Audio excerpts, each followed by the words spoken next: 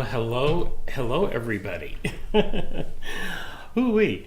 So I had to do a quick camera adjustment here because one of the anyway, so I had a last minute technical issue which is now solved and we're going to get started. So, let's see. Hello Betsy, how are you today? So, welcome to my first episode of something I used to call Under the Needle. And what this is about is that I'm going to be working on a project in my studio, and you're going to be able to ask me questions and hopefully encourage me to do better with some of my sewing. And I'm going to feature something different every day. So today I'm piecing a quilt top with Kaffe facet fabric. Okay, I'm going to talk to you all about that. I have another episode tomorrow between 10 a.m. and 2 p.m. Central Standard Time where I'm going to be binding. I got 2 quilts to put binding on, and I'm going to be doing that on my camera tomorrow. So let me have a drink of my coffee. Oh, good coffee. Okay, I needed that. We just closed our shop for the day. It's been a long day. I've been up for a while. Let's just leave it at that. So, what I'm going to be doing for today, and if you would like to make this quilt top I'm getting ready to make, it's out of this book, Kaffe Facets, Quilts in Italy. And this book has 20 different quilt patterns in it. And I have it marked here. I went to a quilt show and bought this book and a quilt kit for this particular quilt top. And it is called Stone...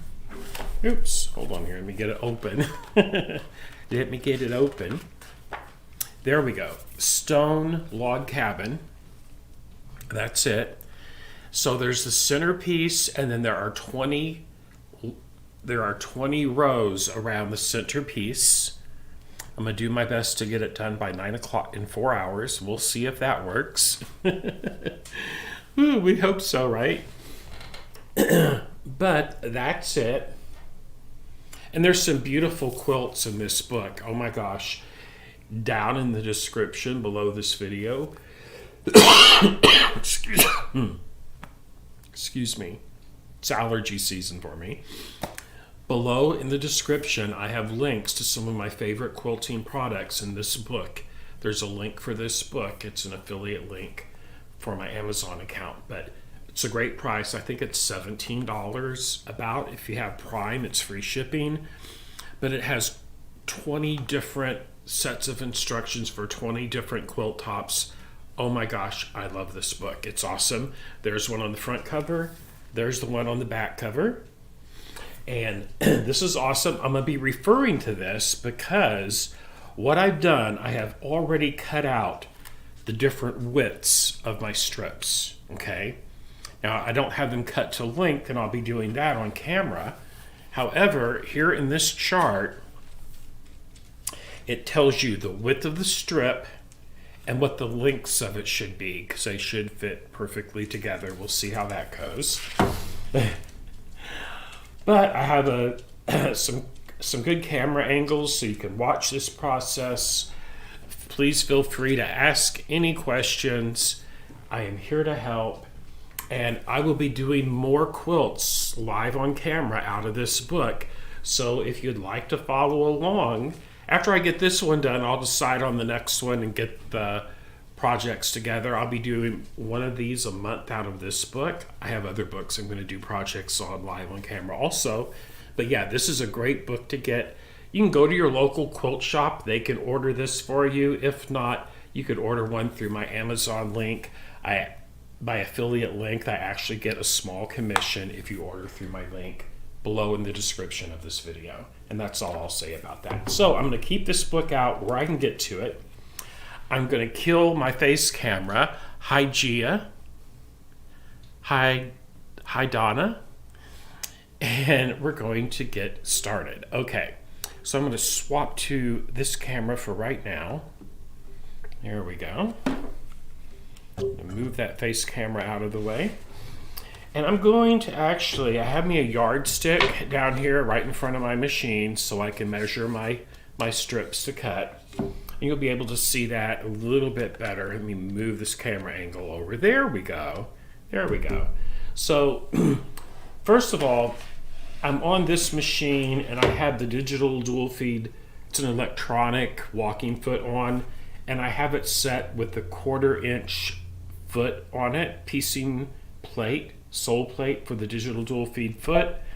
And I am just going to use, going into sewing, and I'm using stitch Q-01. That's a piecing stitch with the needle in the middle position. And that will give me a consistent 1/4 inch seam throughout this entire piecing process. So, without further ado, I am going to get started. So this is the bag that my quilt kit came in. And I took it all out, of course, and all that fun stuff. This is fabric for the binding for it. I'll set all that to the side. And here is my center. This is the center of this quilt right here. I'll lay that down right there. There's my center. And then this is the first set of strips that will go around it. Okay. I'm also going to use a pair of scissors here. These are Kai piecing scissors. Great for when you're piecing quilt tops and all that fun stuff. I like that brand anyway. So it says I need, what do I need here? I need out of this 5.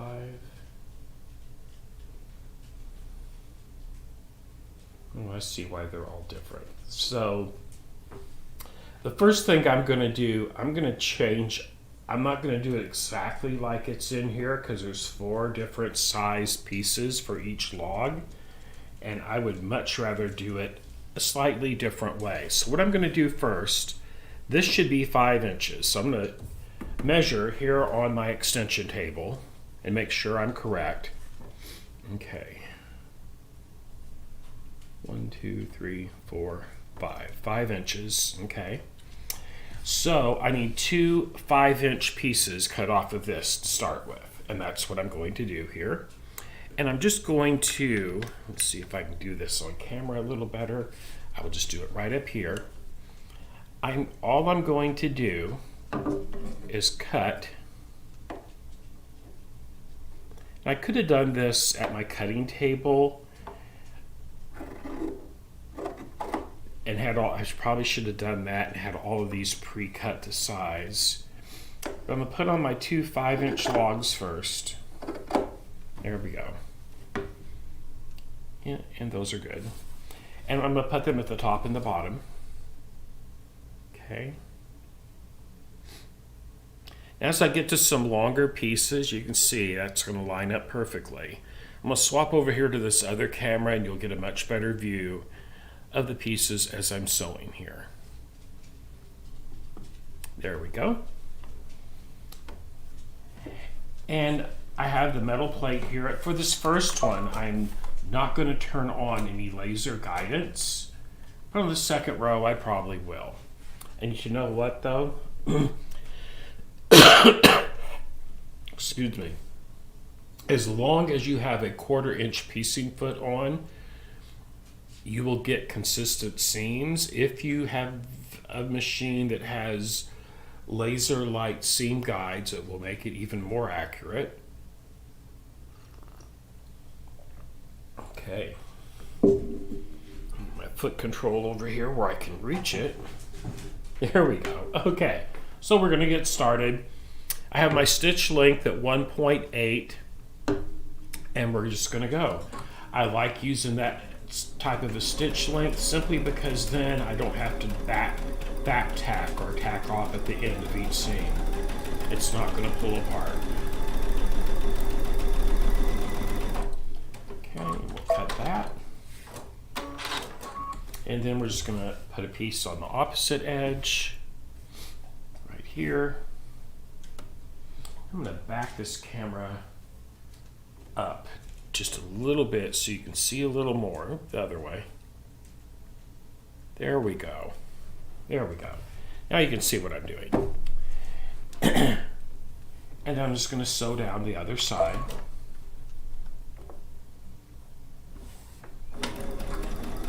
So this whole quilt top is basically one ginormous log cabin block is what it amounts to.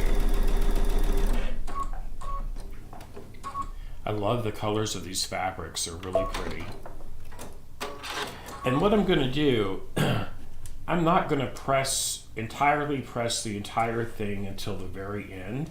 But what I am going to do, I'm going to finger press it. I want my seams going to the outside, towards the outside edges. So in other words,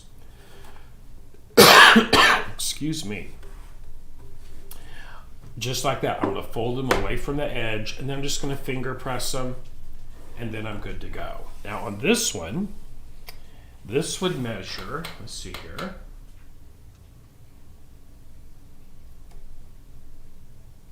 $11.5, I think. That'd be right? Yep, that's what it should be, is 11.5.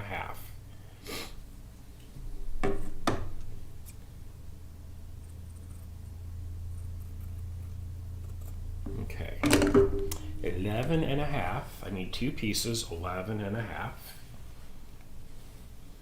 think I could manage that. I'm just laying out that strip of fabric right along the ruler printed on my extension table. I'm just going to cut that. I need two.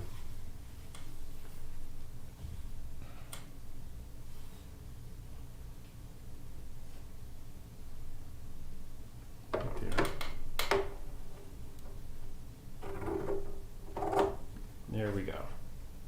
Okay. Goodness. I'm going to have to find me a cough drop. And boy howdy, I was not paying attention. I cut them at 11 instead of 11.5. Imagine that. Guess what I got to do? I'll probably have to piece one of these. So it happens. Let me see. Maybe I won't. You know what? I think I have enough here. I won't have to do that. Let's see here. 11.5. Not 11.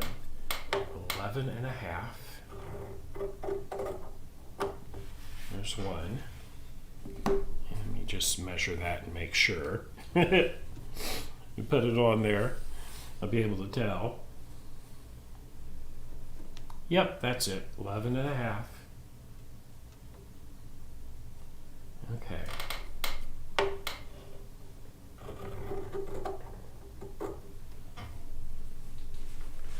Let me look over here.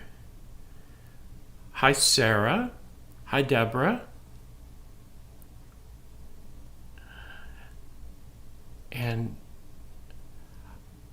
Marilegs. Oh, Eugenia. Hi, Eugenia. Welcome. Gosh, we need to talk sometime, Eugenia. I've been so crazy busy. I will have to give you a call. We haven't chit-chatted since you moved, I don't think. But now I am going to turn on my laser beam. It just makes me feel a wee bit more comfy in that I am lining it up properly. Let's see here. I want the main one. I want that to be... I don't want that. Oh, I was playing with this. Let me move this back. So I'm adjusting my laser lights here for my seam guide. I'm going to get it to 1/4 inch. There we go. Just want the lines. I got to get it back over, to move it back over to the needle here. I had it way out for a 1-inch seam allowance. That's why it looks like that. That was when I was doing a rag quilt. There, we're getting closer. Right there. Right there. Alrighty.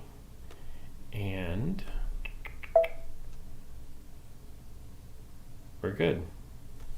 Close. So that's a 1/4 inch seam allowance. And while I do have a 1/4 edge on the foot, this will just help me keep that all lined up as I feed it up to the machine with that laser beam just skimming right on the edge of the fabric here. Okay.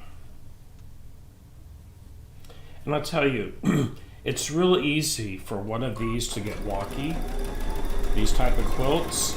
That's why pre-cutting your strips to the exact size makes a world of difference.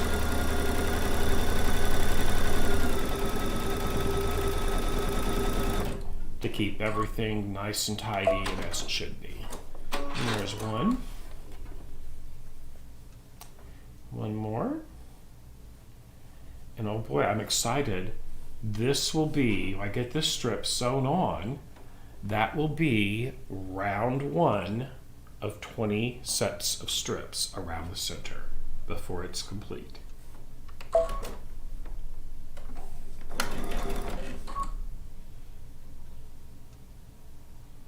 I have several of those K-Facet books, and we'll be exploring a bunch of those in the coming months.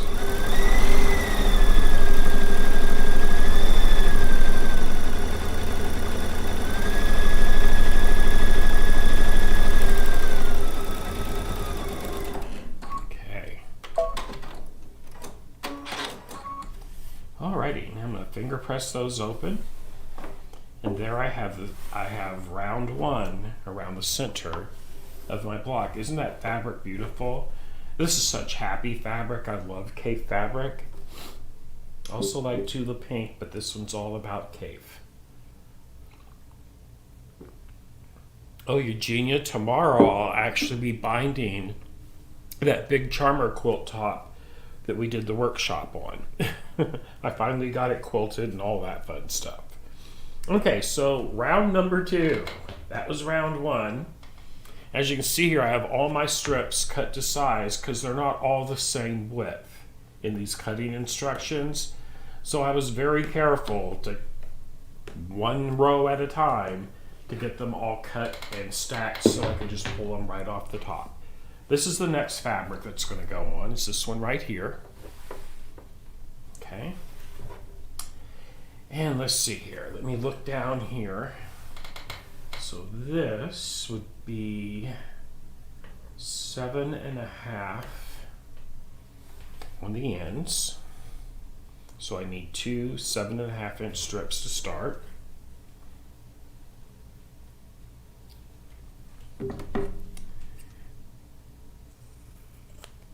Okay, 2 7.5 inch strips. I'm going to grab me a wonder pin, a magic pin, I should say. Let me set those over there. I'm just going to mark these this time. That way I know I will cut them at the proper venue. Otherwise, I'm liable to get it off again. There we go.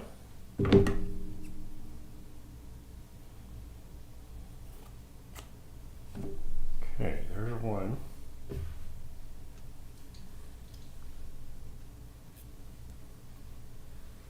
And let's do another one. Right here.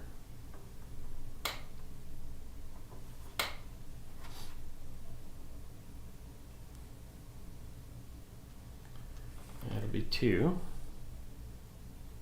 I was so concerned and I was so careful cutting all these to make sure I would have enough fabric. You know, sometimes when you buy a quilt kit, I mean, it's down to 1/4 inch having enough fabric. And I was able to cut all the required pieces, so I was happy about that. And there's 2. So we'll get those sewn on and then we'll measure again. Okay, so on to the ends. Now these 2 will go right up here like so. And we're just going to repeat this process all the way around. I did deviate a little bit from the book simply because I didn't want to cut 4 different size pieces to go all the way around. It looks nice, but you know what? this will look just as nice. So I did alter that pattern just a little bit.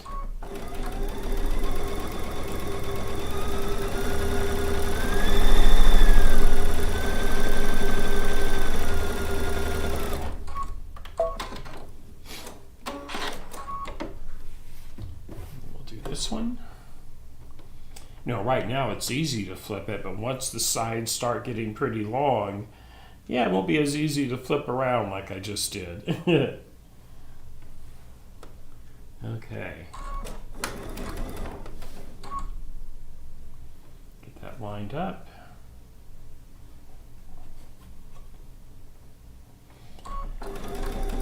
And a quilt like this with long strips, you don't want to overpress it, simply because those strips can get wonky and stretched very easily if it's been pressed too much. So that's why I'm not pressing as I go. Okay. I am just finger pressing, folding them out and finger pressing them over so I can measure for the next strip.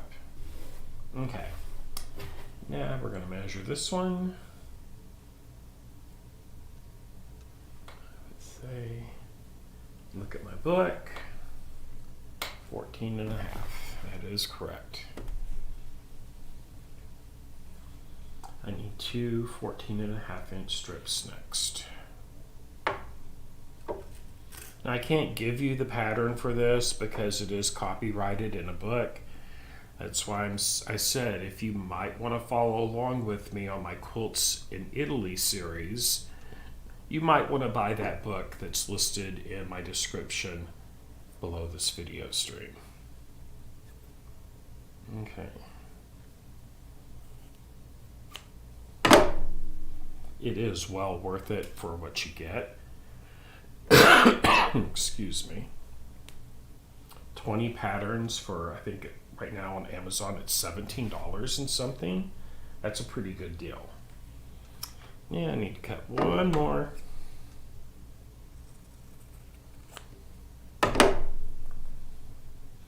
Just one more strip. And what I'm doing, I'm inserting my pen where I want to actually cut. Okay. And what I can do then, I can just fold it over where that pen's at. Okay. And then just finger press it. Take out the pen. I'm going to slide my scissors in and snip it on the fold. Okay. And there's the two logs for that one. Oh my gosh.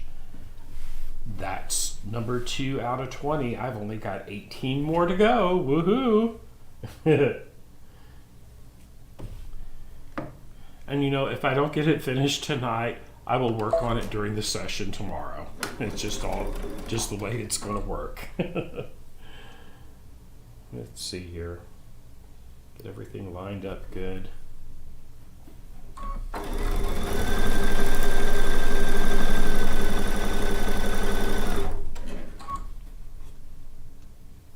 So I'm going to make sure the raw edges of the pieces line up as they go under the needle.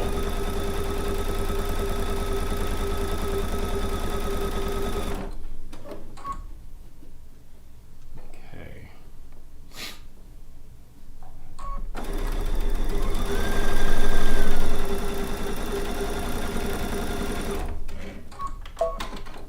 There's that one.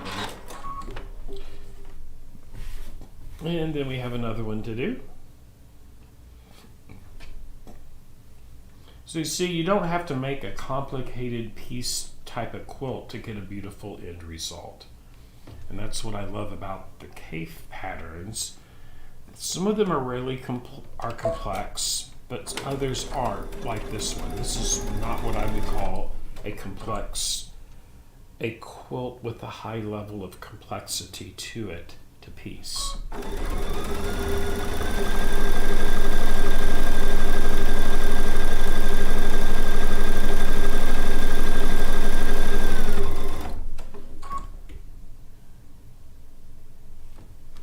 Yes, those pins are long. They're about 2¼ inches in length.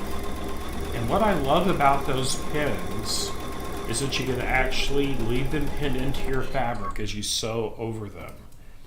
These are magic pins. They're very fine. Oops, there you are. I'm trying to look at that camera as I hold those. But they're very fine. I've stuck myself with them. They don't hurt because it's a finer gauge. They bend really easy. The tips are silicone, so you can have something pinned in and iron over them and it's not going to damage anything. And this is my go-to pins. They're called magic pins. I do have a link to those in my description as well.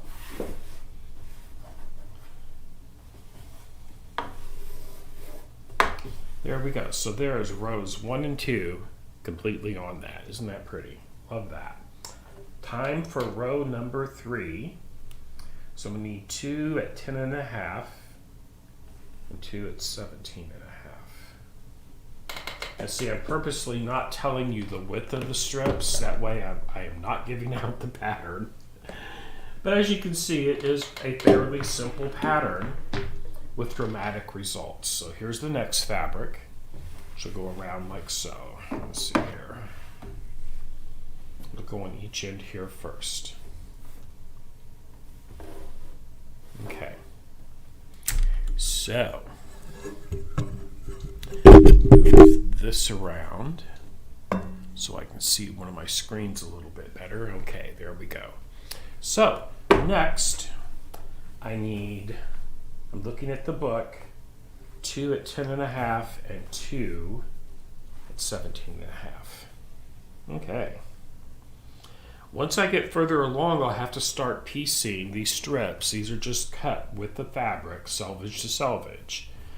So I need 2 at, got it, 2 at 10.5 first. 2 at 10.5. Okay.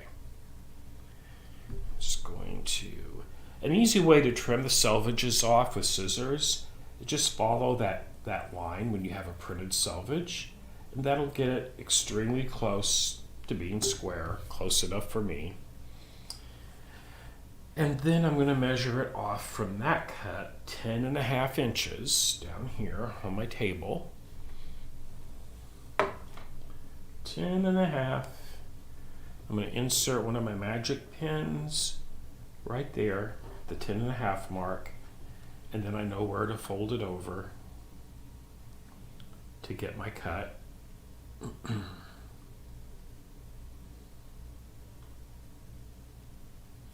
Finger press it, remove the pin, insert my scissors under that fold, and cut it. Okay, so my 10.5.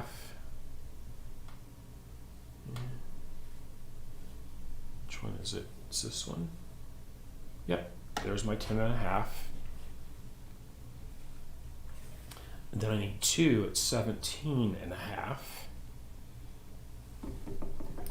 Just give those a snip. Okay. And we'll put a pin at 17.5 inches. Now you can see why I got that yardstick out. I've got a yardstick laying here beside me, because that'll make it a little bit easier once they get longer. Because these will get, the longest strip is actually 82 inches on row number 20. Okay, so there's that, fold it over. And when I fold it over like that, I make sure all of these raw edges line up on each side right here.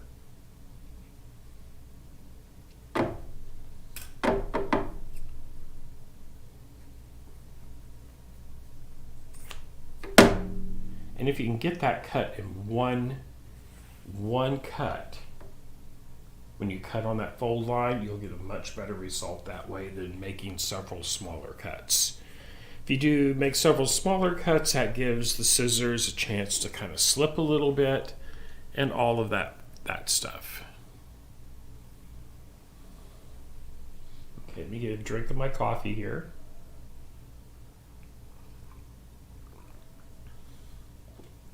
Ooh, wait, that's good.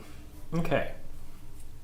So next, I'm gonna back this camera up just a hair more. Oop, wrong way. There we go. Now you can kind of see what I'm doing right here. Okay. So next, I'm going to sew my short ones on first, my 10.5s. Won't be much longer. I will start pinning these in place. That's why I have that magnetic pin cushion there with these pins in it. I'm just going to sew this side down.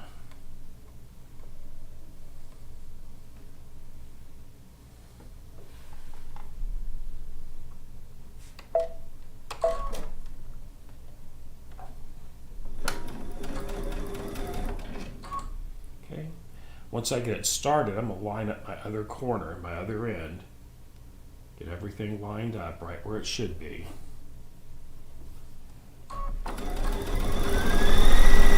Then I'm just going to stitch that entire row out.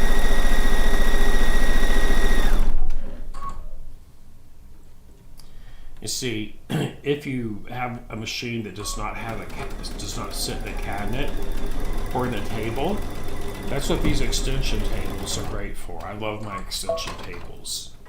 This table right here, this wooden table, that is an IKEA dining room table, is what it is. That's what I have my machine on.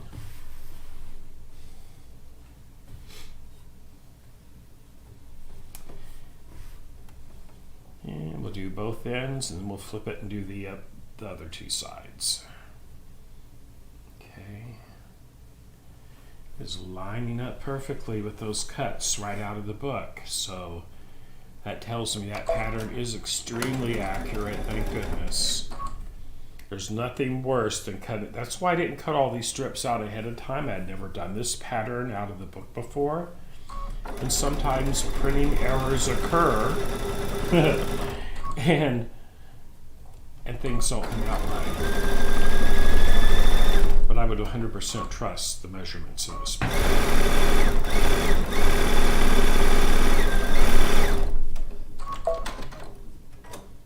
Okay. Now, it's been finger pressed there. Now we'll finger press this one. Just fold it over, finger press it. And that way, I'm going to show you here on the back. If you can see it here, see how all my seams are going to the outside edges. That's what you want on any log cabin piecing. On a quilt, that's what you want. It'll make that block lay, that quilt top lay nice and flat and square when you get it in a frame to quilt it. Or in a hoop, as the case may be. Okay. Hoo-wee. And I got these two long ones to do.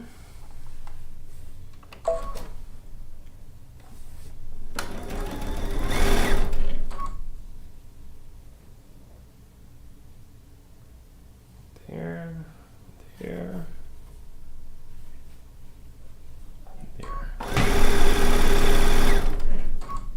And I always set up my machine when I'm piecing for that needle to stop in the down position. The reason being, you will actually find that acts as a third hand. It keeps everything secure, and then if you just need to line up those edges by pulling the top or the bottom out this way, you can get those to line up perfectly as they're moving up to that presser foot.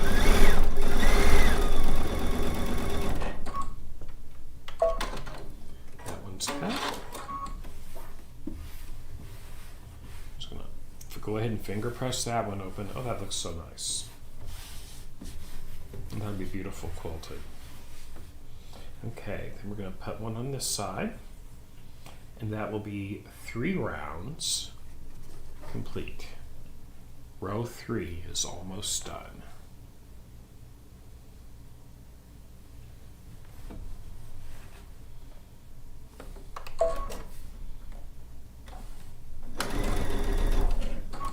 And you know, if we'll see where I'm at come 9 o'clock. But something tells me this will probably continue on to next Saturday's episode of this. I'm going to be doing quite a few of these episodes on a weekly basis while I'm home.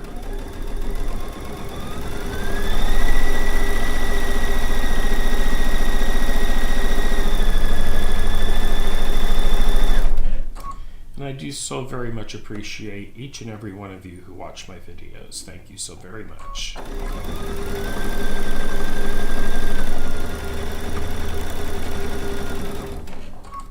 Okay.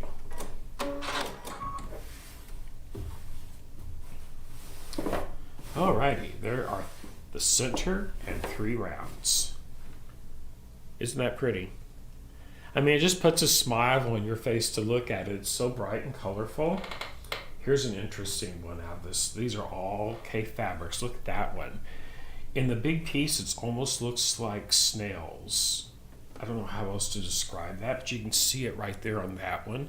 This is some beautiful fabric also. It's all beautiful as far as that goes. Let's see what size we need to cut round number 4. 13.5. and 21.5. Okay. 13.5 and 21.5.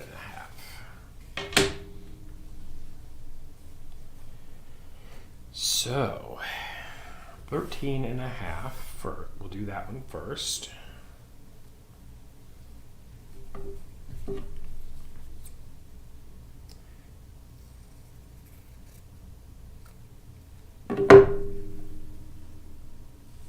$13.5.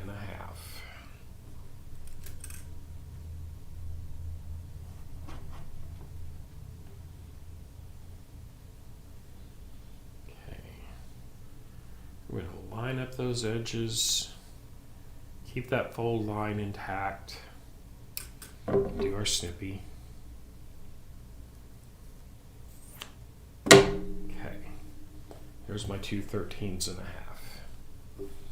Now these will be 21.5.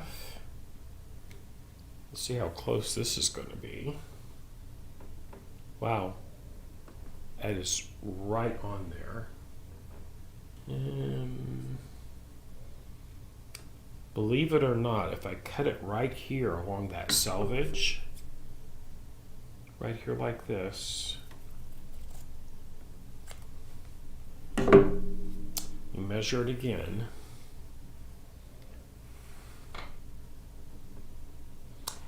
and cut right on that fold line, that's perfectly, for this fabric, 21.5 inches. And that gives me my 4 pieces of fabric for round number 4. Okay.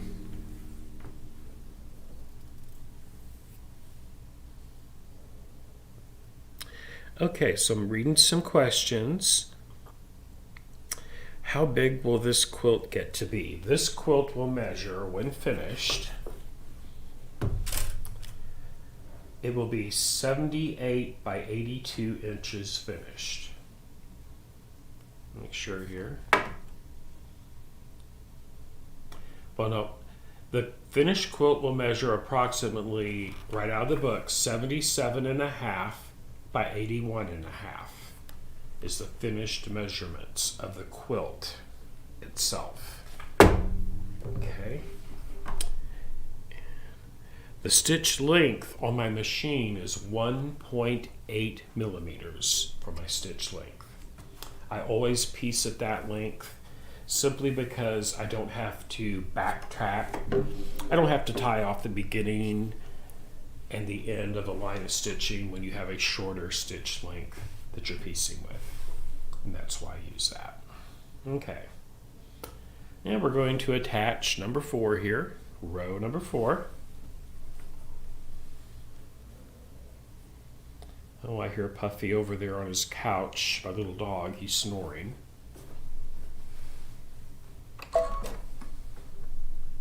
He's a little snorer.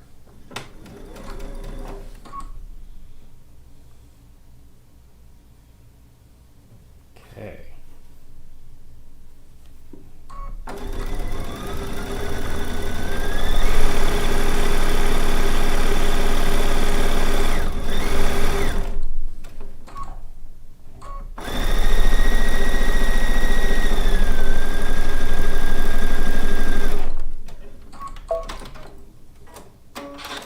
as you can see, it doesn't really take that long. Oh, that looks nice. Well, adds a whole nother color level with that gold in it.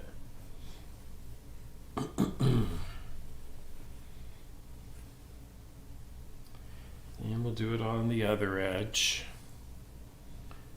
the other short edge.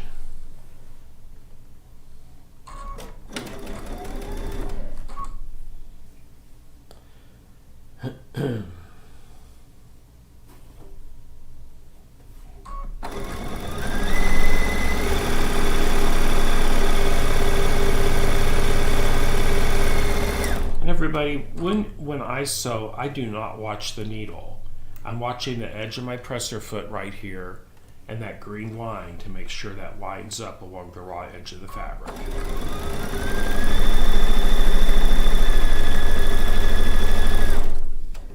So I'll tell you, if you watch the needle, it'll throw off your piecing. You won't have a consistent seam if you do that.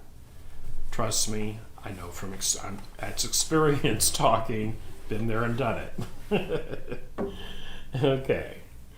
Now these are the 21.5-inch strips in length.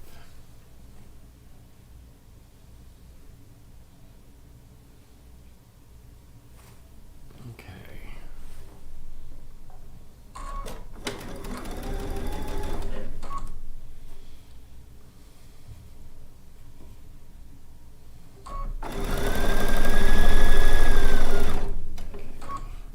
That other edge.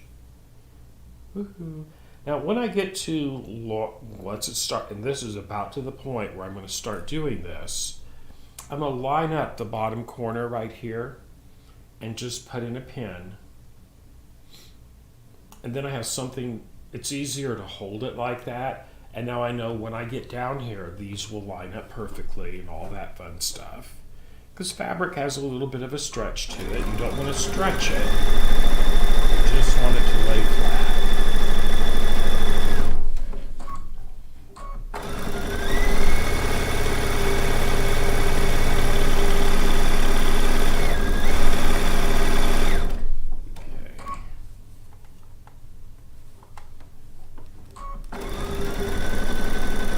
I'm just going to let it sew over that pin. I know I was talking about that. Just went right over the top of it. Didn't hurt a thing. Here you can see, I just sewed right over that pin. Let's see here, right there it is. Get a little closer. Here you can see it. See it sparkle there? I just pull it out, it's done. I got one, I'm going to finger press that one open.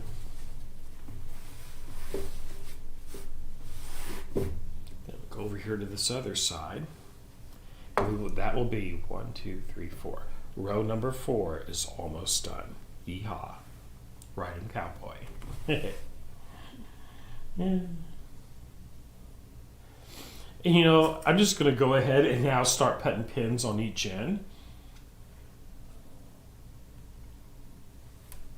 Since it's especially on the long edge for right now, because it's getting long enough, this will just make it easier for me in the long run to keep everything lined up. I have a pin here and one here, okay? So now I can actually just get that underneath and just sew right over the top of it.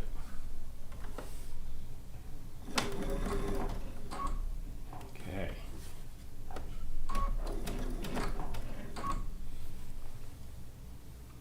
And then, as you'll see later on, I'll even put a pin out here in the center of this. See, I'm just holding this out now. See how that needle acts as a third hand? And now I can just go over here and just line that up. I'll just stick a pin in right here, just to hold it all together. And that gives me some great little places to hold that.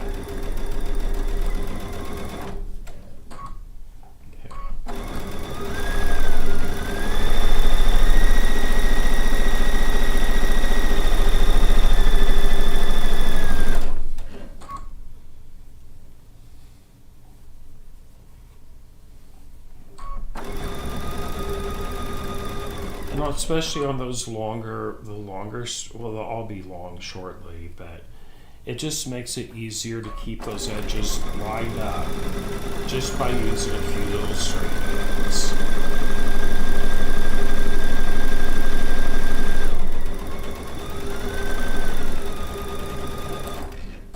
And I don't mind using the pins at all. I actually like pinning.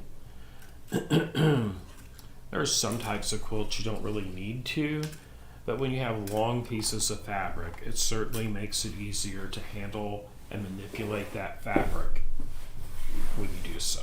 Okay, there's 4 rows around the center of that quilt. Isn't that pretty? It'd be pretty, I'd make a pretty pillow like that. Just do a throw pillow, absolutely. Okay, time for row number 5.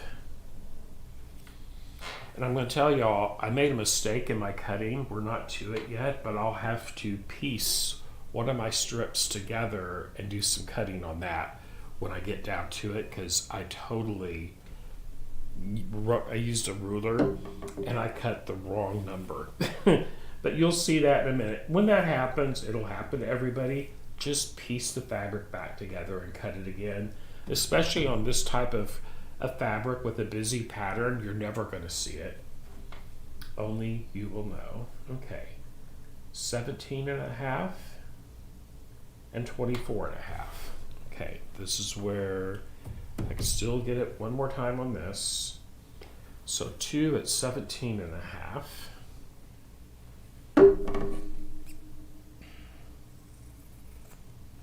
Okay. 2 at 17.5.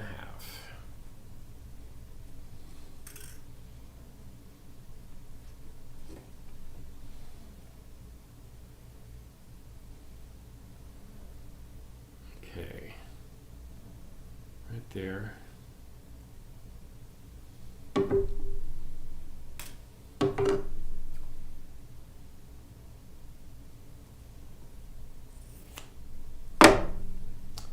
There's those 2. Now I got 2 strips here, but I can't get 2 of my cut pieces out of one strip. So I am going to first trim a selvage. I'm going to trim my selvages first, because then I'm going to have to measure a 24.5-inch strip off of each one of these. Okay, there's 1.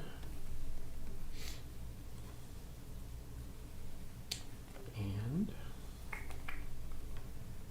2.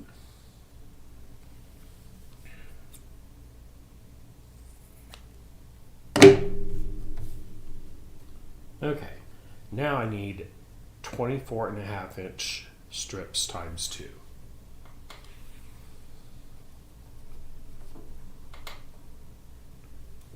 Right, there's 1.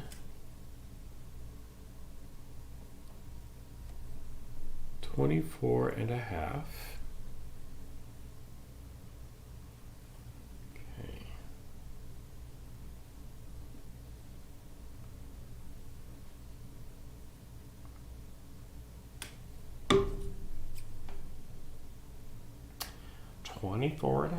Right there.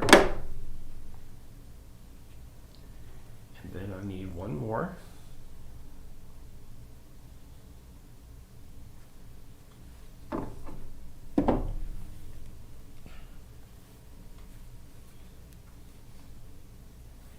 Okay. 24. Down there, 0.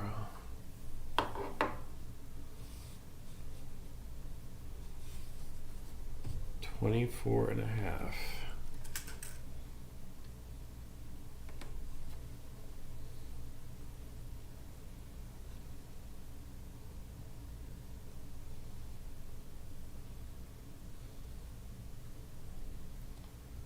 So as long as you get that where you stick the pin in first, right at the very top on the fold line, and line up the 2 sides, you get a nice square cut that way. Okay.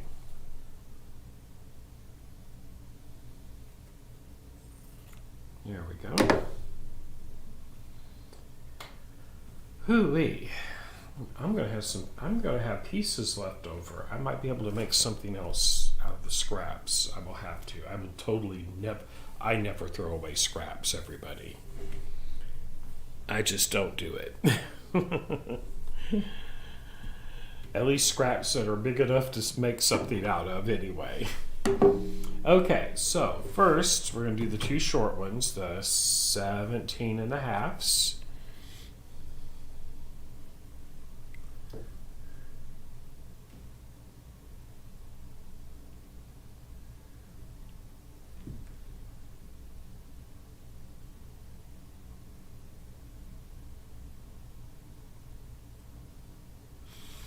Yes, Diane.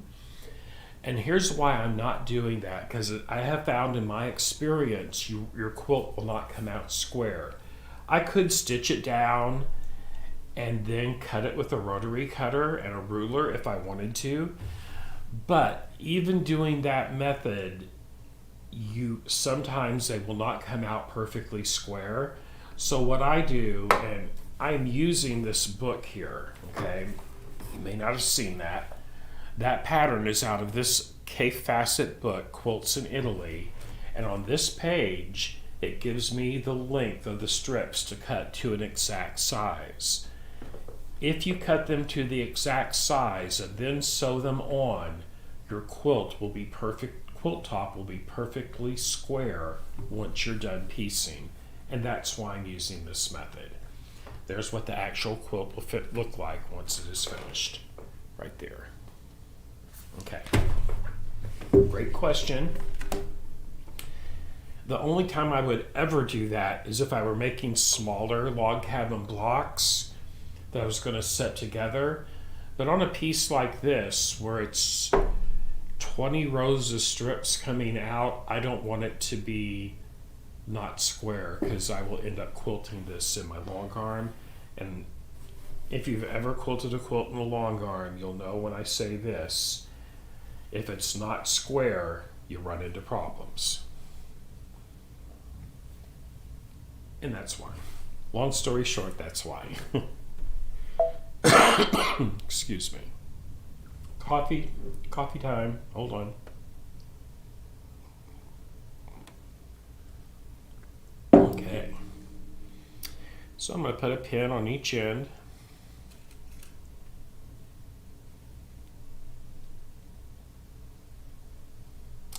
You know what? I'm going to swap to this other camera over here so you can look at a different angle. Hold on.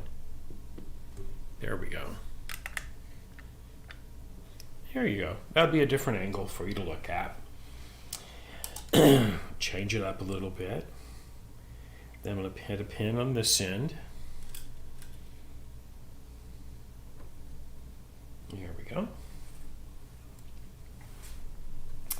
And then, yes, I'm going to get it started, and then I'll put a pin in the center. Just helps to keep it lined up. And I'm going to sew right over my pins.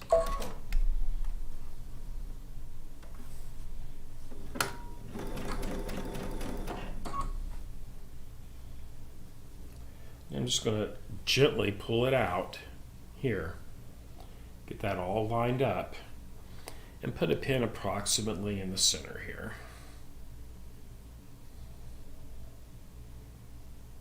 Trying to watch my computer screen also, so my hands aren't completely in the way when I'm doing this, so you can see what I'm doing.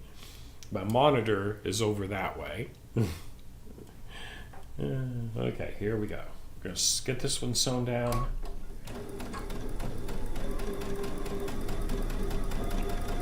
And yes, tonight I am on the Baby Lock Solaris. And I'm using the digital dual feed computerized walking foot with a 1/4 inch piecing plate on that walking foot.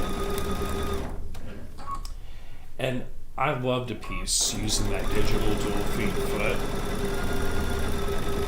And quite honestly, the only time I'd piece any other way in the real world is only if I'm sewing on a machine that I cannot use that, because this is the most accurate of any type of piecing foot I've ever used.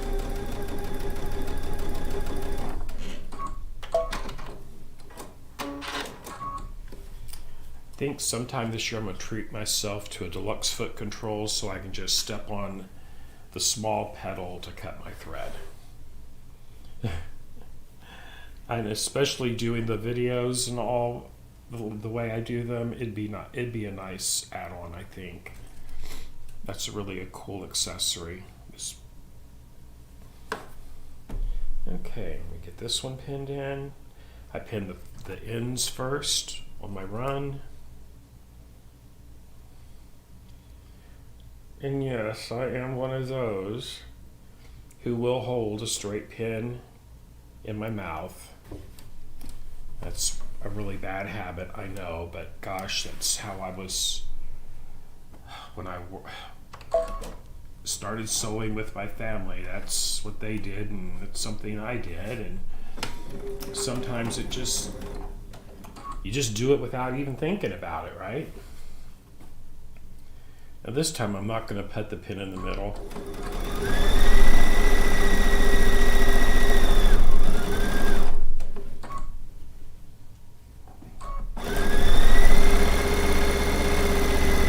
As you can see, I'm stopping more often because I don't have that pin in the middle. Because that just helps keep the raw edges lined up when you pin it down. There we go. Okay. So there's my two short sides. Those are done there. I'm just finger pressing those over gently. Trying my best not to stretch anything. Once my quilt top is all sewn together, then I will take it to an ironing board and do a gentle press on it. Okay. Yay. 2 more to go, and then row number 1, 2, 3, 4. This is number 5. Yes, I do have to count them out sometimes.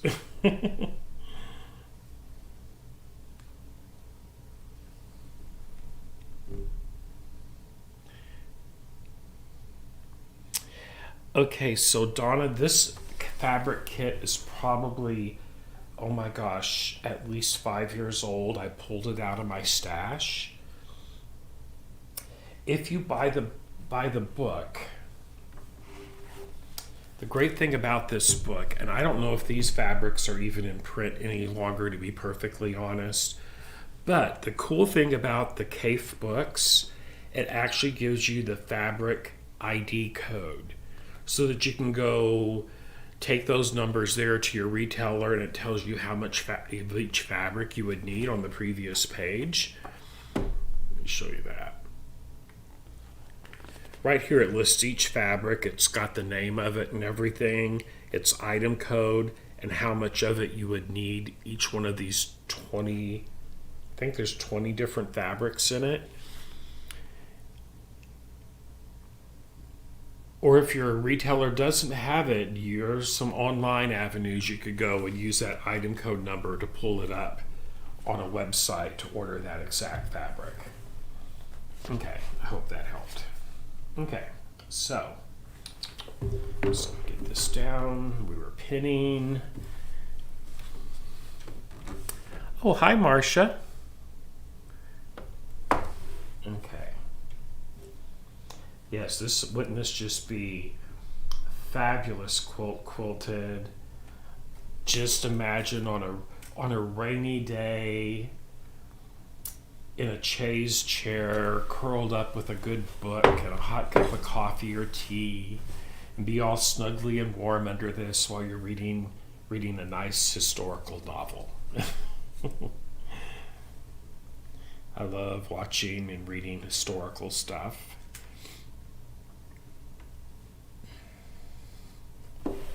Okay, there's a pin in that one. I'm just going to go ahead and pin both sides down. Hold on here. Yep, that's right. For a second, I thought that strip was too long. I thought, uh-oh. But no, it was correct. Now then.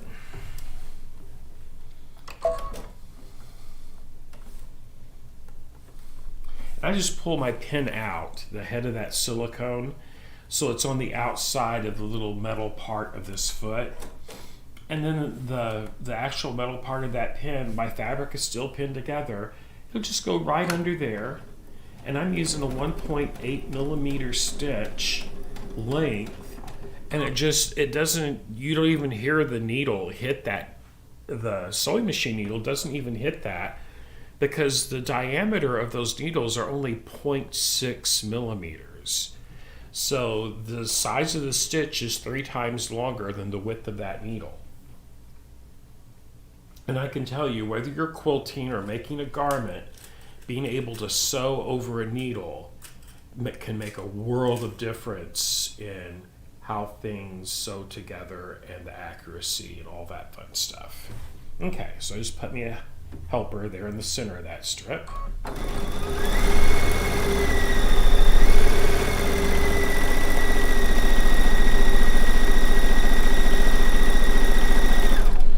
Okay, I'm gonna pull it out a little bit and sew right over it.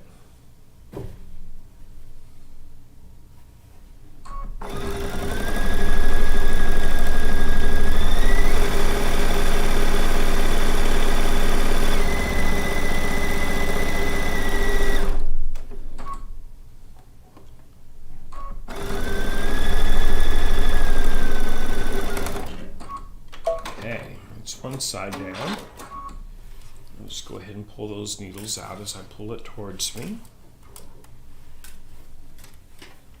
I'm going to open it up, finger press it open. Then we'll go to the other side.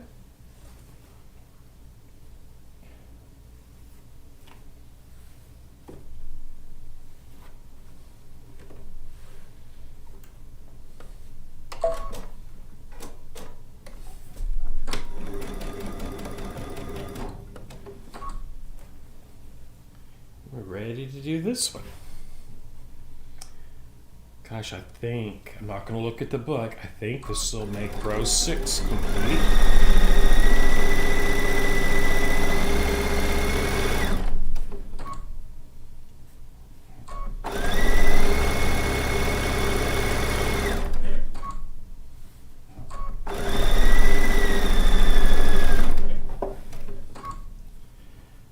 Yeah, I have a whole stack of my quilt tops to quilt.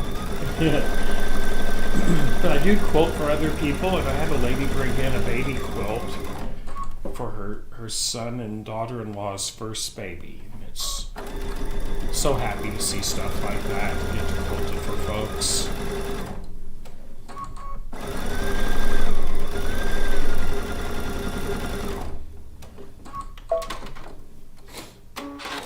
Okay.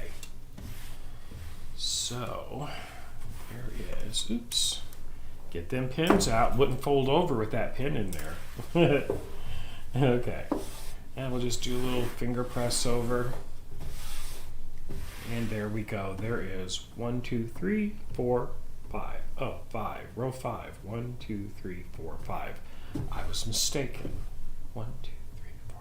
For some reason, I was just convinced that was row number 6, but it wasn't. Okay.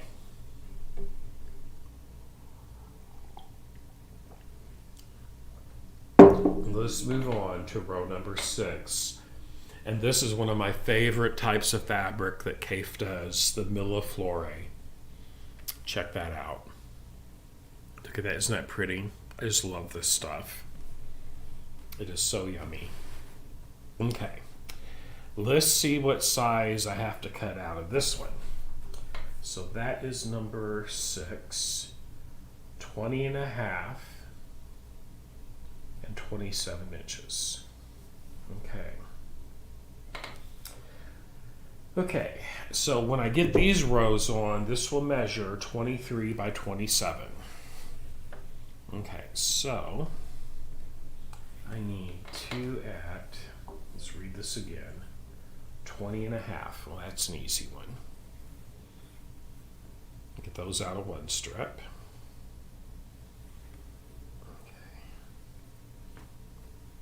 Make sure my sides are all nice and even.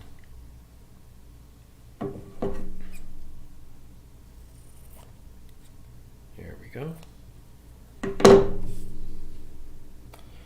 And then I'm going to cut this at 20.5 inches.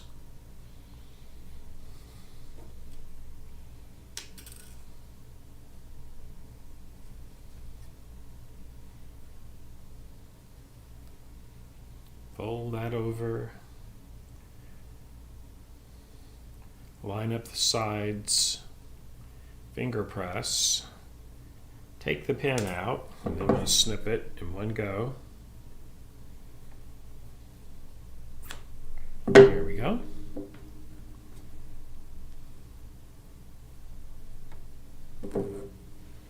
Okay, so there's 2 at 20.5. Now I have 2 more strips here. Yes, yes. And these have to be cut at 27. Okay, oops. 27.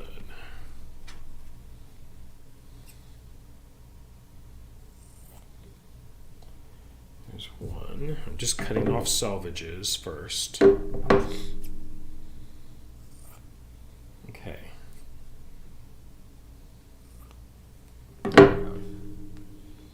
So, I'm going to measure off 27.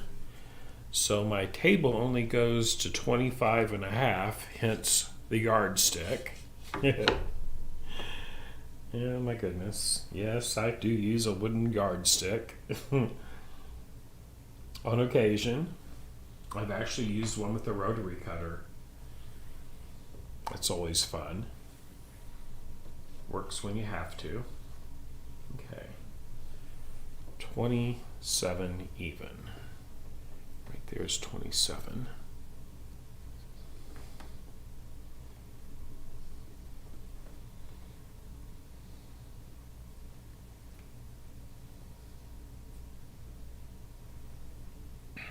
And give that a snip, and I'll have one of those cut. Okay,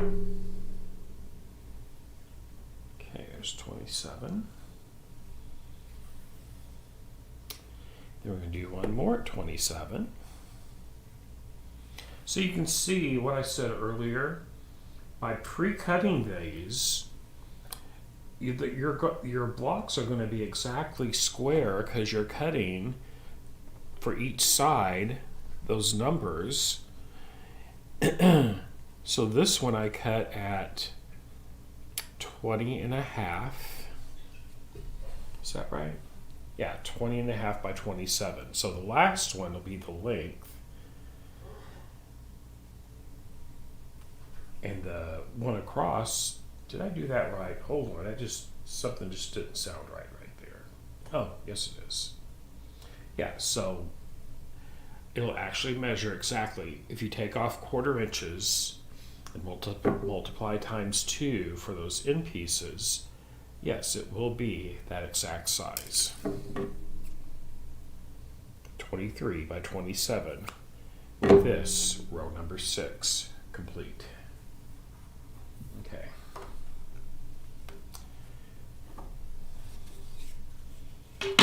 Now we can do our pinning. Do the pin.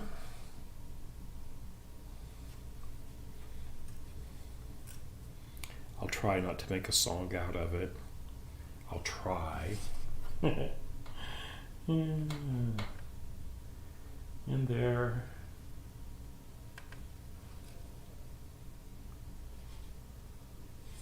Okay. I'll do it on this other end as well.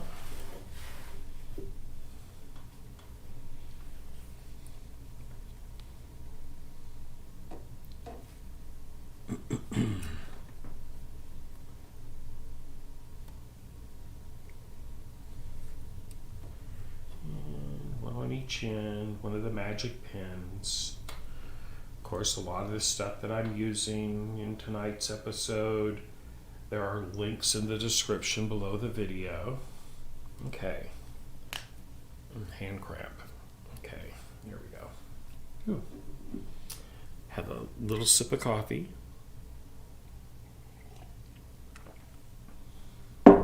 Okay. We'll get those two sewn together. I can see this is getting big enough. I'm going to have to move my coffee here very shortly to a safer location. I prefer not to have coffee stains on this, my beautiful Cafe facet fabric. Please no. So everybody, for the last 6 years or so, well, actually that's not exactly true because I didn't travel for almost 2 years because of COVID. But I traveled in the quilting industry to quilt shops all across the US and Canada.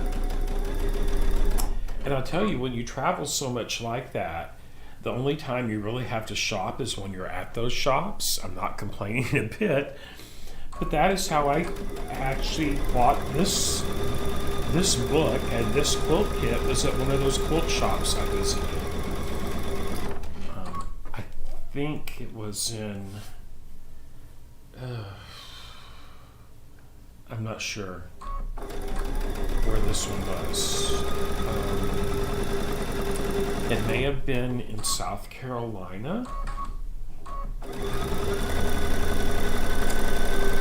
not 100% sure. It could have been in North Carolina. For some reason, it was in one of the Carolinas that I've been to. It's either north or south. I want to say South Carolina, I think.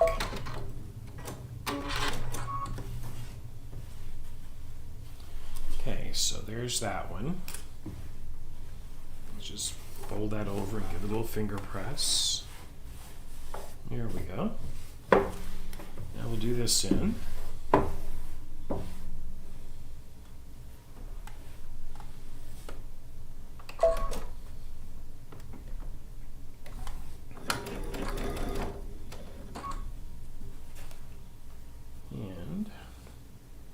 Gotta get me, see how that's just flopping everywhere?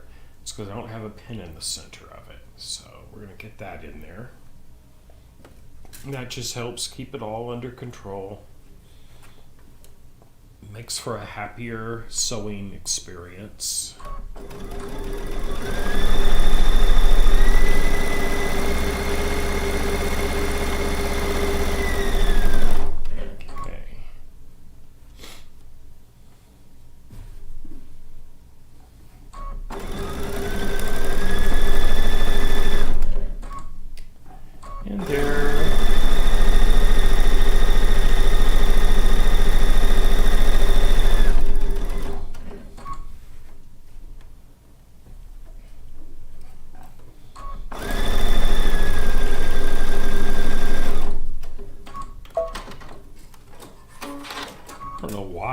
That pin out, but I did, and that's okay. So, finger press that over. There we go. 2 more. Now we have the long sides, longy sides to pin down.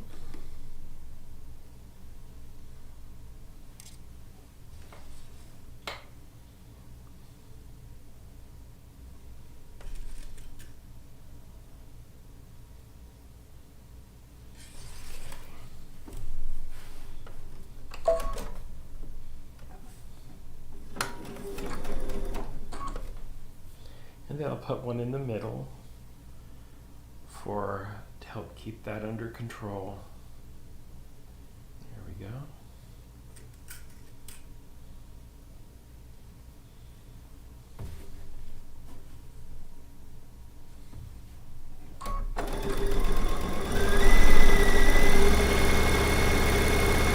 Everybody, as I'm guiding this through, I am not pulling back on the fabric. If I did that, it would stretch. It would actually stretch it out of shape. And you would actually get a rippled seam line, and you don't want that.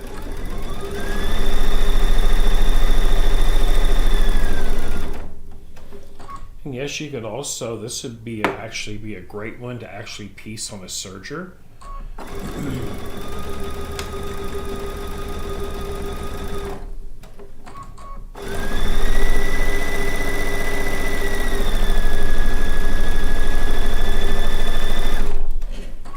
do have some projects planned to do in my Under the Needle workshop series on a serger as well in the future.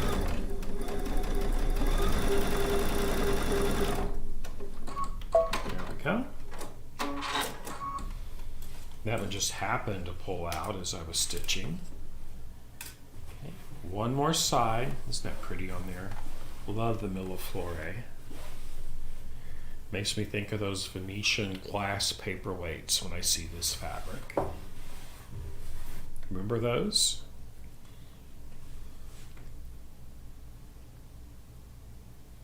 Oh, thank you. Thank you, Marilig. I'm trying to see that name. I'm leaning over so I can... Oh, Marilig. Thank you, Eugenia. Yes. I'm not used to seeing that name up there for you. But thank you. I'll be on tomorrow, 10 a.m. to 2 p.m. Central Standard Time, of course. Eugenia, I am coming out to Austin, Texas in August, actually. I'm not sure how close you are to that. But I will be in Austin, Texas, doing a palette class for 2 days.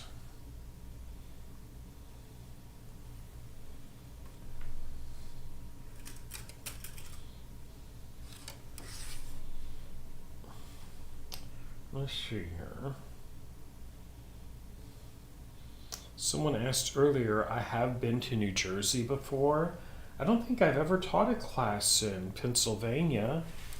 Not on purpose or anything, it just never has happened. I have been to the Buffalo, New York area before.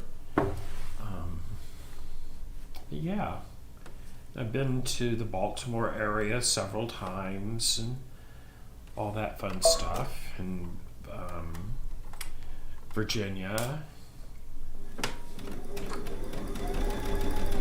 Yeah, we'll have to try to get over to the New Jersey area.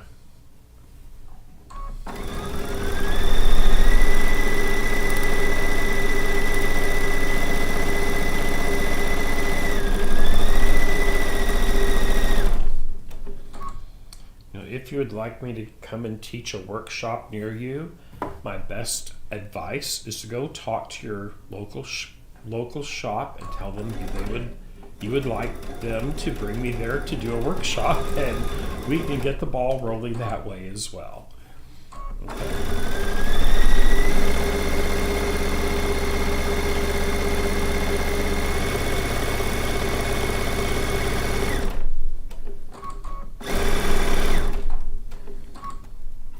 So I do have, let's see.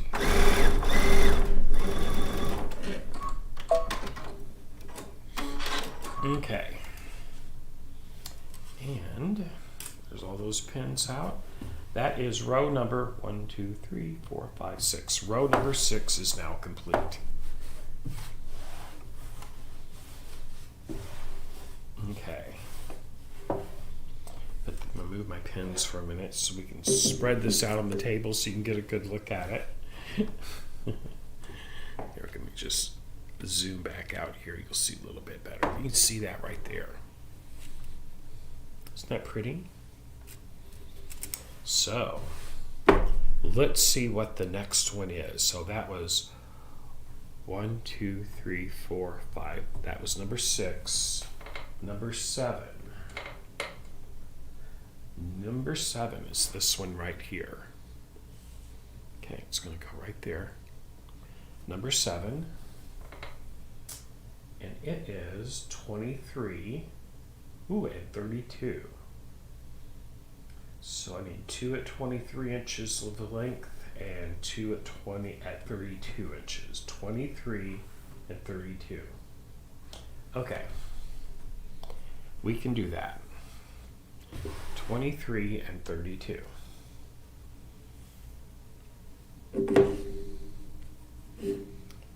Wait a minute now here. Let me just check something. 1, 2, 3. I've only got 3. So I'm going to cut my 32s first. I'll have to do some piecing, I think, on the others.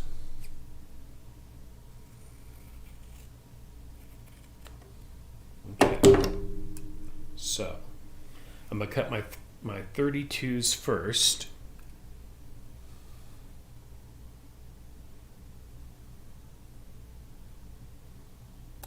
Oh, that's okay, Sarah. That's okay. Oh, hi, Carol. Yeah, so yeah, everybody, I know this is a long one. And you don't have these are recorded, so you can watch the replay and enjoy it that way as well. It's all good. So let's see here. These are going to be 32. I need my yardstick. I will soon be longer than the yardstick. Yeehaw. Okay, 32. 32. But thank you for watching. 32. Okay.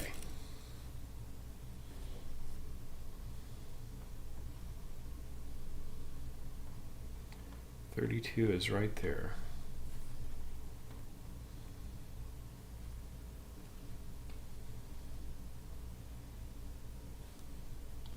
That folds up. I'm going to need 2 of these.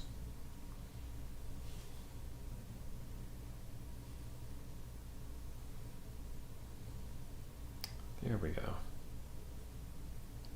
Okay. There's going to be one 32-inch length.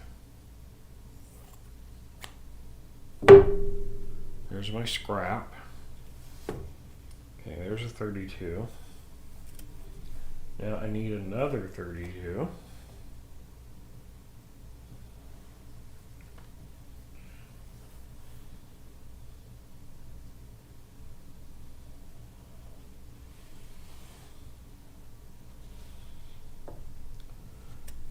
And what I'm doing, I'm just laying my strip of fabric along my yardstick without stretching it. Just making sure it lays nice and flat. Then I'm going to insert a pin where it is 32 inches. Right there. Right there. That is 32. Then I'm just going to fold it in half. Well, fold it over at the 32-inch mark, not fold it in half. Good grief it. Finger press it down, remove the pin, and snip it with these wonderful Kai scissors.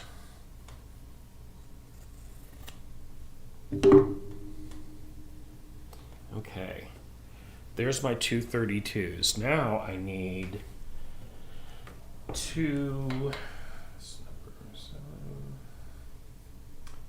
at 23. So I'll get one that's actually 23, and then I'll have to piece the other 23 out of my scraps of this.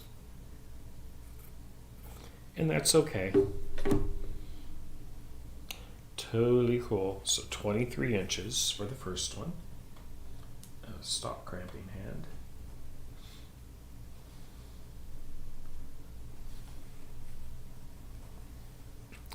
Right there is that 23-inch mark. Okay. 23. Okay. So we'll give that a snip.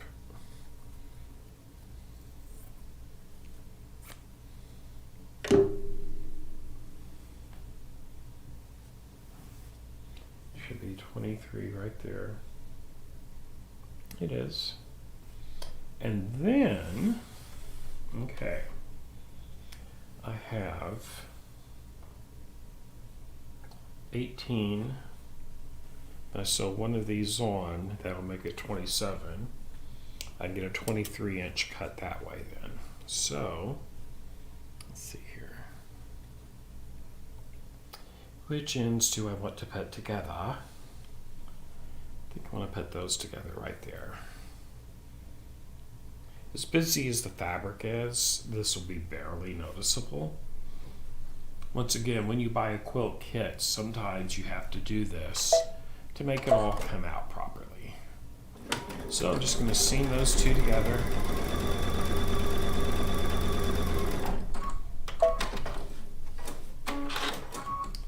And then I'm going to measure me off 23 inches of my now piece strip, and you can see right there is that seam. You can hardly tell it's there. Check it out. If you look close enough, you can, but honestly, as beautiful as that pattern is, it just blends together. It's all good. And then we'll do 23 inches here. I'm going to do it this way though, simply because it will move that seam line more towards the center of that row. I wouldn't want it exactly on the center because then it'd be more noticeable. But right there is going to be perfect. Just perfect. Okay.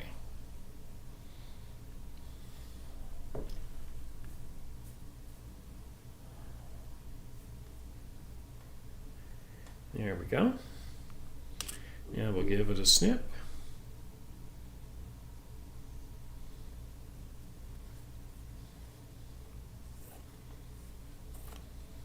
Okay, there it goes to my scrap pile.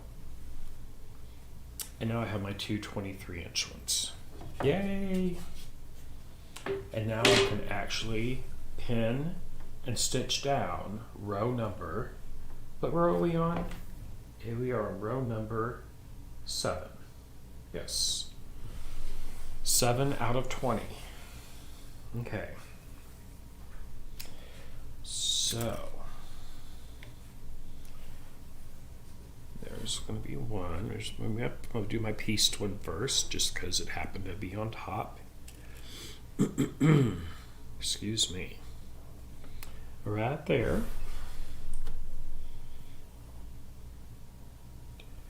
And right here.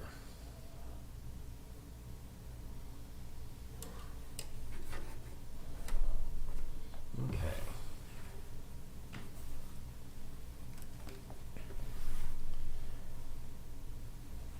And we'll get that side stitched down.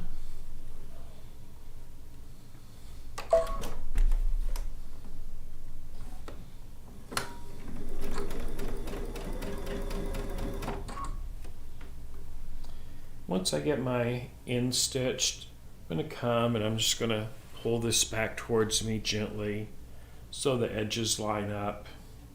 Then I'm going to put me in another pin just so those edges stay together. It makes it easier to stitch it down. Okay.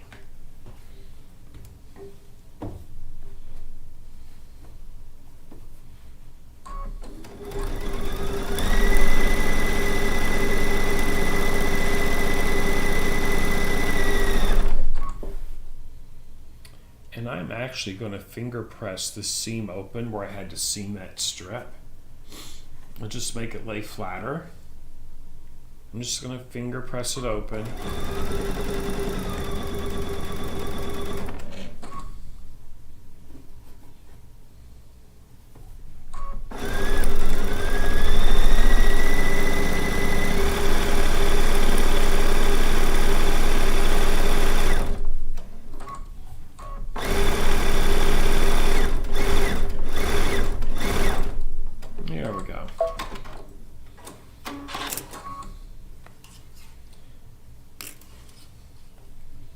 As you can see, check it out.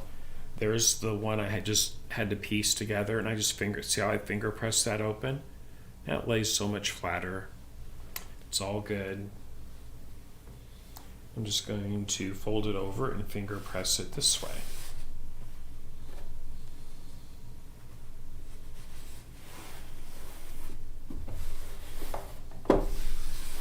And by all means, if you're more comfortable pressing it with an iron on each step, if you make one of these, by all means do so.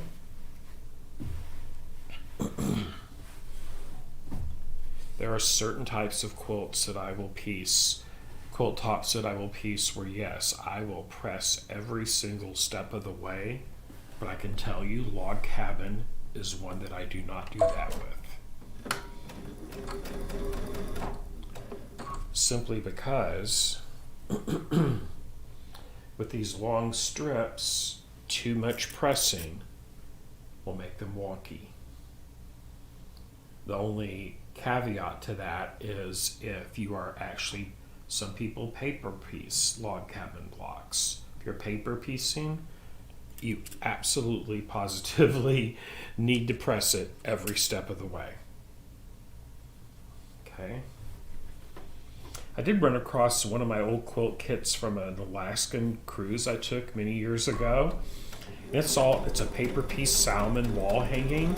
We're going to do that live on camera here in the near future.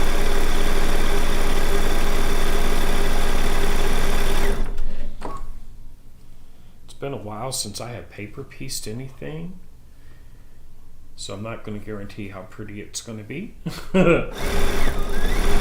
But I love the accuracy of paper piecing.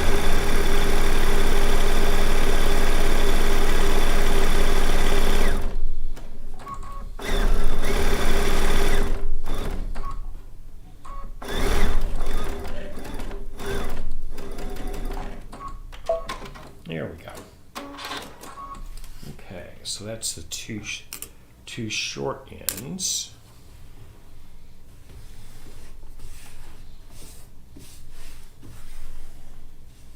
Okay, now we're going to do these sides right here.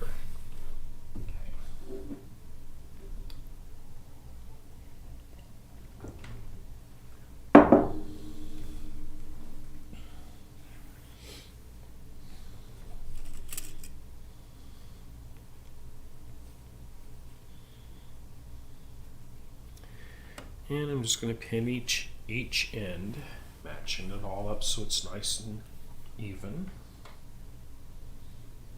and square.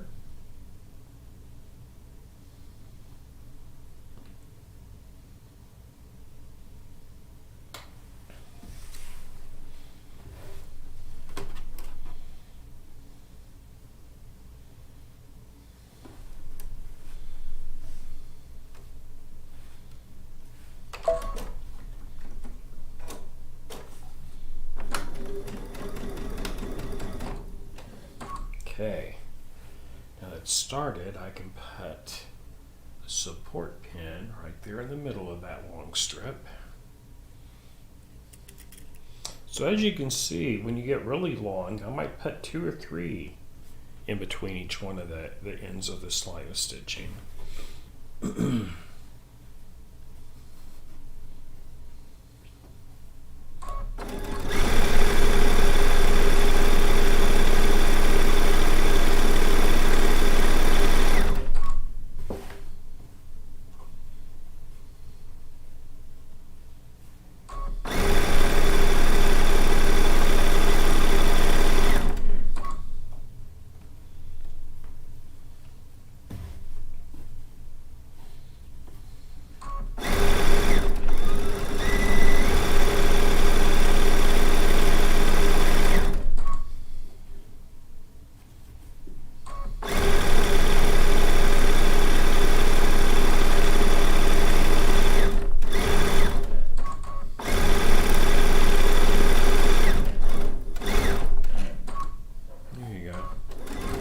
Under there, Mr. Magic Pen.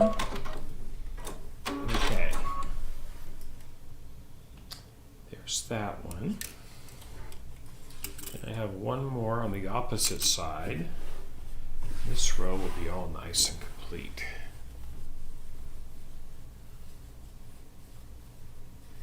Hello, Sue.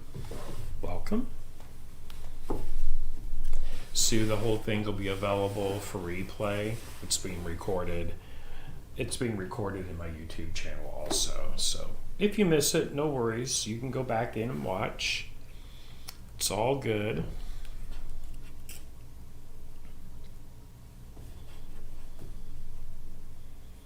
This is all K-facet fabric. And this is a quilt pattern. This is a quilt kit I bought several years ago when I was traveling heavy. I actually think I bought this.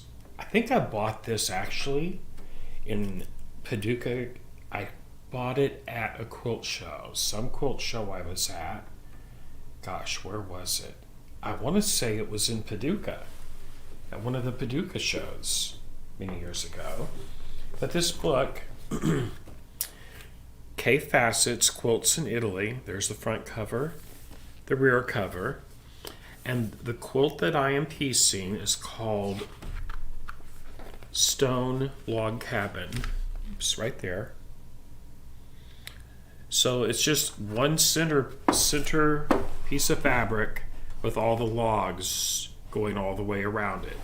20 strips out from the center, and we are on strip number 1, 2, 3, 4, 5, 6, strip number 7. This is what I'm using for a pattern. In the description below the video, if you click on the little more where it says more, it'll pull up a whole list of stuff.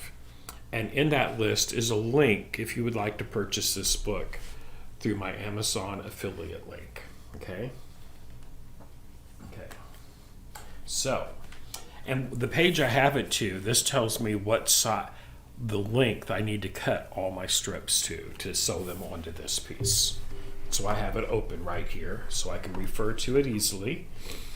Now we're going to piece this one.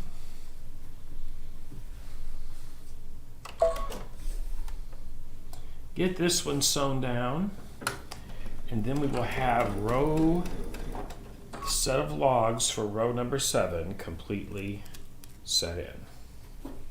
There we go.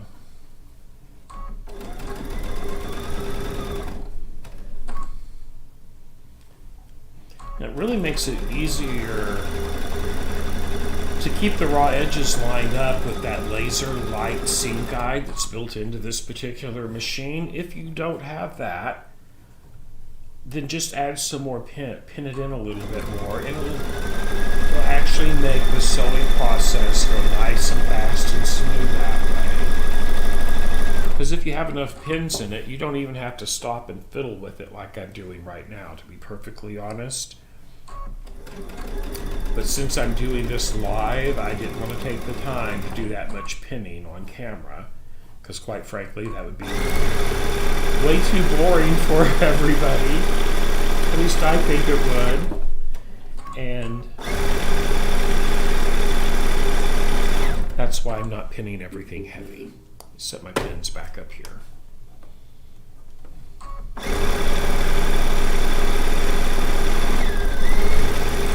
Okay.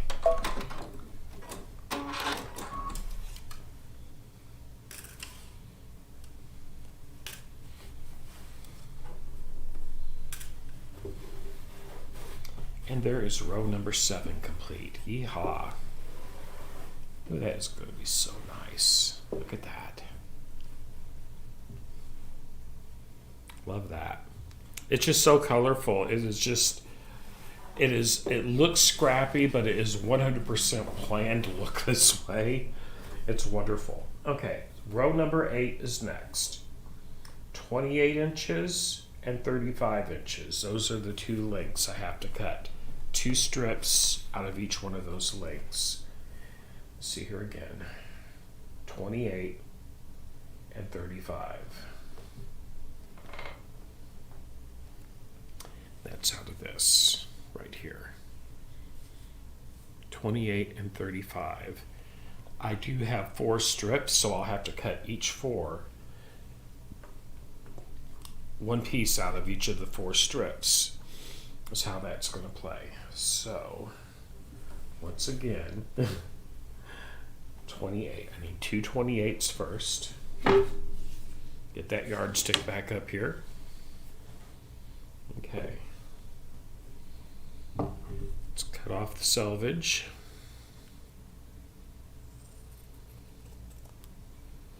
Then I need a 2 28s to start. Right? Let me look again. Make sure.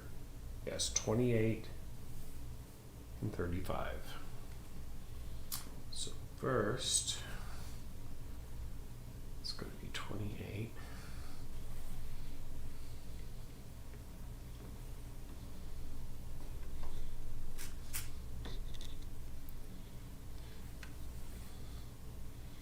And yes, I could have pre-cut all of these strips, and I didn't do it. It had made it so much easier to if everything was already cut.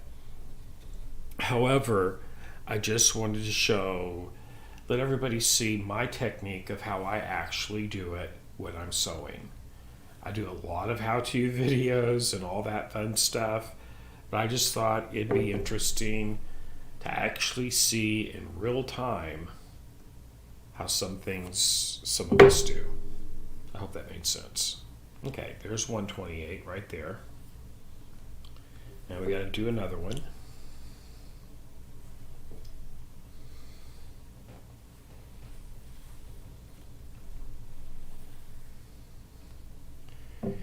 Trim that selvage.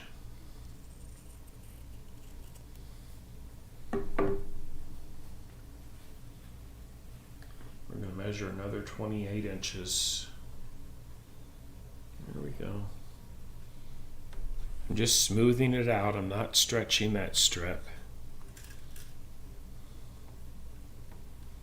Let's see here. It's that mark right there. Okay.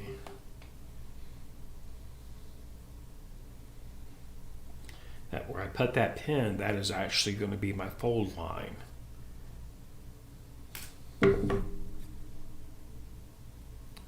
$28. There we go. Okay, so I have 2 of those cut. Now I need to cut. I've got to cut 2 at 35 inches. I'm just going to cut my selvages.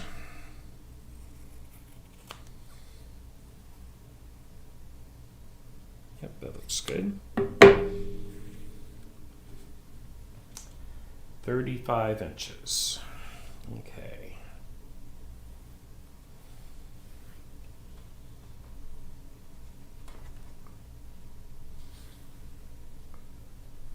There.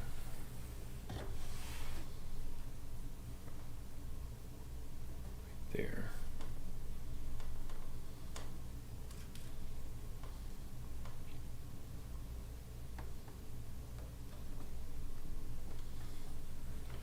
So 35. Do one more.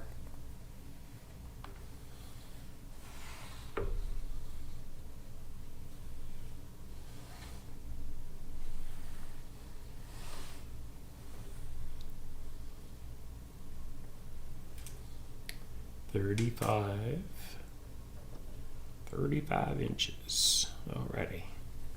There we go. Set this to the side.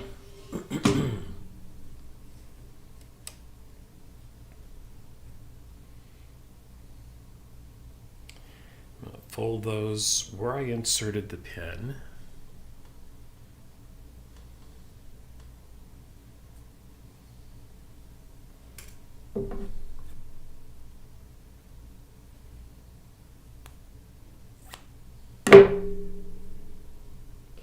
There's one, and one more. That'll make both of my 35-inch strips.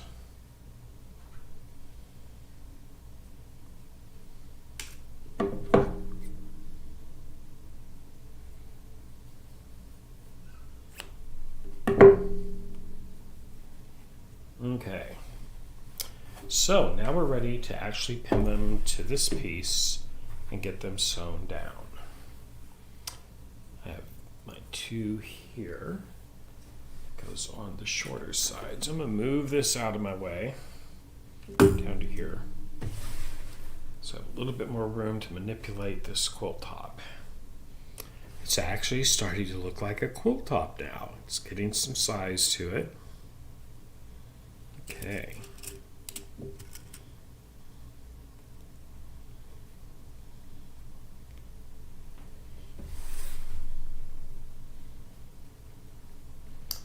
Pinning both ends, of course, right sides together.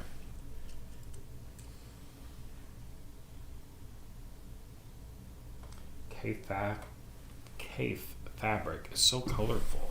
Did I do that right? Yes, I did that right. Okay. And now we're just going to lower our presser foot.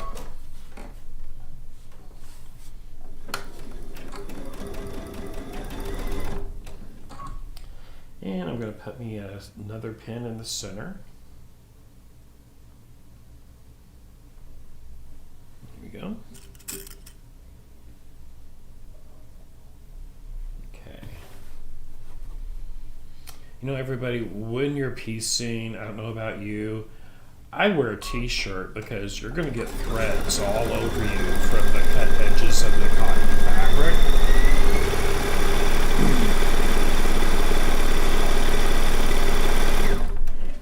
That's just a fact of life. What you need in your sewing room, honestly, have you a sticky roller lint brush, and you can run that over your shirt when you get up from your sewing machine. It'll pick up all those loose threads and stuff.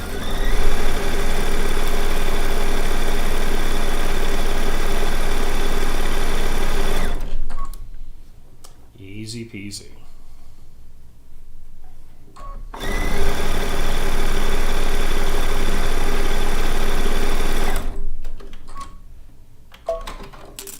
Okay. Here is that side. And we're going to finger press it open.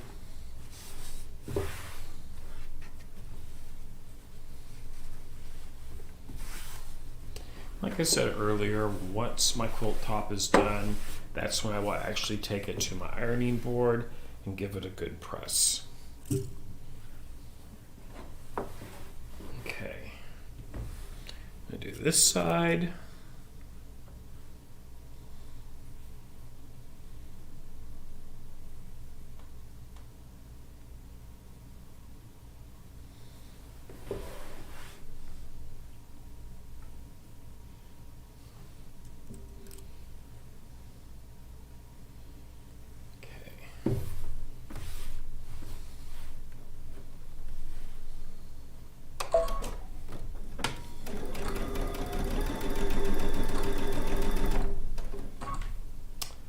Put in a center pin.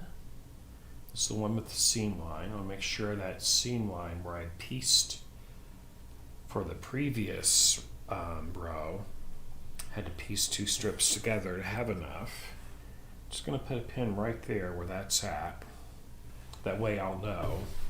I'm going to go slower over it so that seam is open as I sew over it. I finger press that seam line open after I piece the two pieces together, as you saw earlier. Hey Puffy, what you doing, Yobo? Who's my good boy? Yes, you are. Everybody, I'm going to take a break here in a moment because my little monster woke up and he wants to go outside for you know what. Just a minute, Bobo.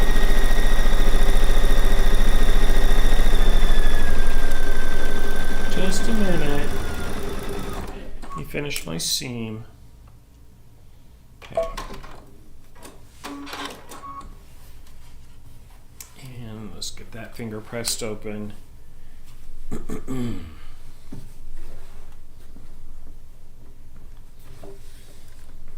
Oops. Get that other pin out of it. There we go. Isn't that pretty? Look at that.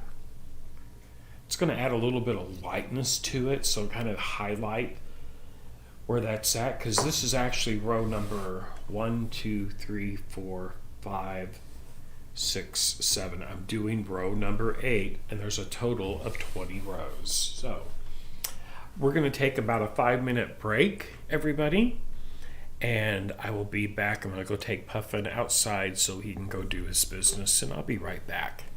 Okay. I have an intermission screen to put up. I'll be back in about 5 minutes.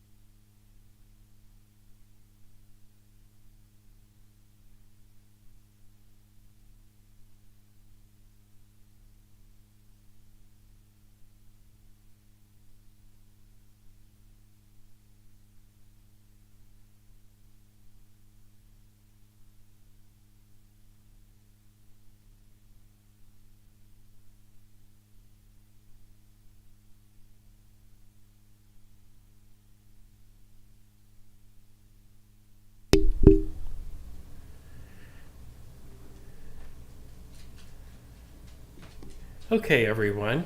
Thank you for waiting for me. My goodness. So just got back in from outside, taking Puffin for his little nightly walk and all that fun stuff, and we're going to get started back again on our stone log cabin quilt top that we're working on. Okay, so now this time this is row number 8 out of 20, and I'm going to go ahead and, just like before, I'm going to start pinning it down. Oh, thank you, Kathy. Thank you, gal. Is the fabric for this kit from Italy? Mia, no, this actually, I bought this here in the States. This fabric is made by Free Spirit Fabrics, Cafe Facet, and the book is titled Quilts in Italy, that the pattern is in. So this is why I called it Quilts in Italy. All the scenes in this book of the actual quilts, check it out, were photographed in Italy, on location in Italy. All the different quilts of the patterns that are in this. You can see just how beautiful some of these are. But yes, that's why it's called Quilts in Italy. He does a series of books. He's always, every so often he releases a new book where the venues for all the photography are done in that location of the title of the book. Okay, I hope that made sense.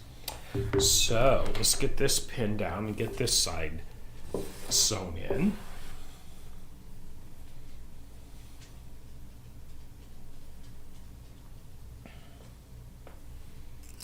Right here. And I'm actually going to be doing a whole series of quilt tops based on this book. There's 20 patterns in this book. I have a link in the description below the video. If you'd like to purchase this book through my affiliate link, I would get a small commission. That is my Amazon affiliate link. But look at all the beautiful quilt patterns that are in this book. Okay. Isn't that pretty? That's all done with striped fabric. Beautifulness. And there's detailed cutting instructions for each one, including if it can't be rotary cut, there's actual templates in the back of it that you could trace out and see there's templates in it. It's a great book. Fabulous book. Okay, so back to our stone log cabin. Okay.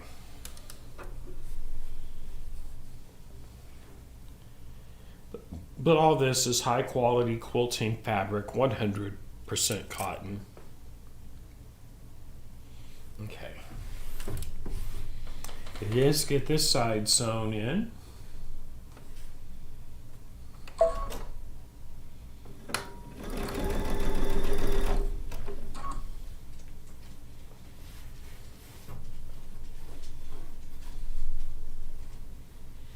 I occasionally look over at that chat window and answer questions as we go.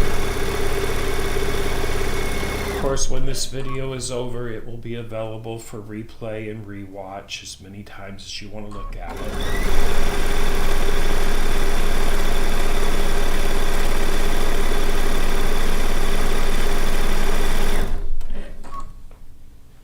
This quilt top will not be finished tonight, so we'll finish this on next Saturday's episode of Under the Needle.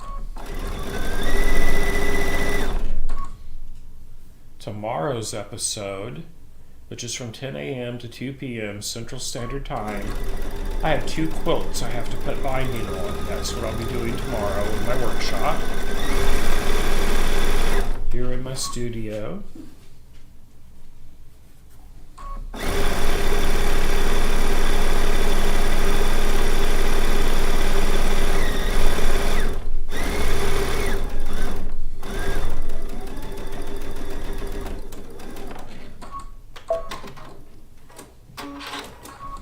Okay, there's that side all nice and stitched down. So pretty. I like when it starts getting to about this size because it seems like it just goes a little faster in the aspect that you know it's getting some size to it. And I'm not even to the halfway point as the number of rows that go around it yet. Okay, that one will go there. Then we'll pin some of it in.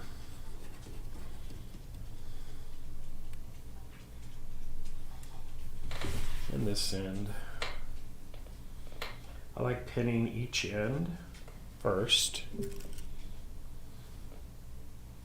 And then I'll put at least one pin in between the two ends.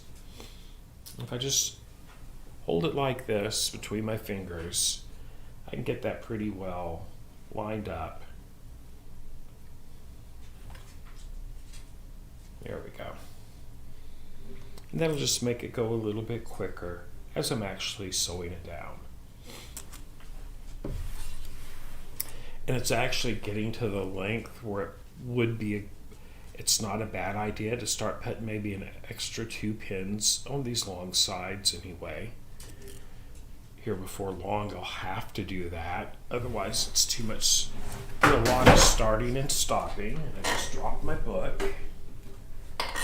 Let me get back to my page here. Let's see here. Otherwise I won't know what size to cut my next strips. Come on, you. There we go. Right there's where I'm at. I'll just put that underneath there for right now. Okay, so had an extra pin there. Let me put one here. Put it right there. Okay.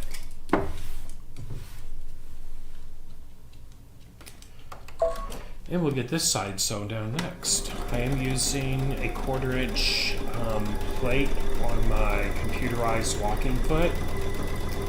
You can do this with any 1/4 inch piecing foot. You want a full 1/4 inch seam. And I have my stitch length set at 1.8 millimeters. Since it's a shorter stitch length, I do not have to tie off at the beginning and end of each seam line.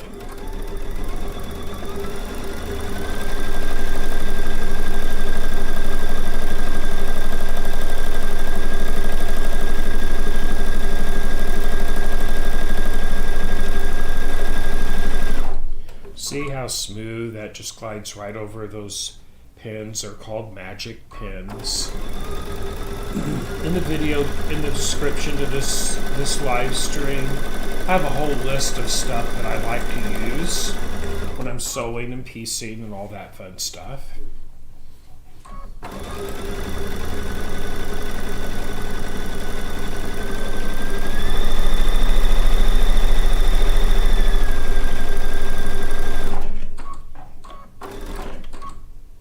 There we go.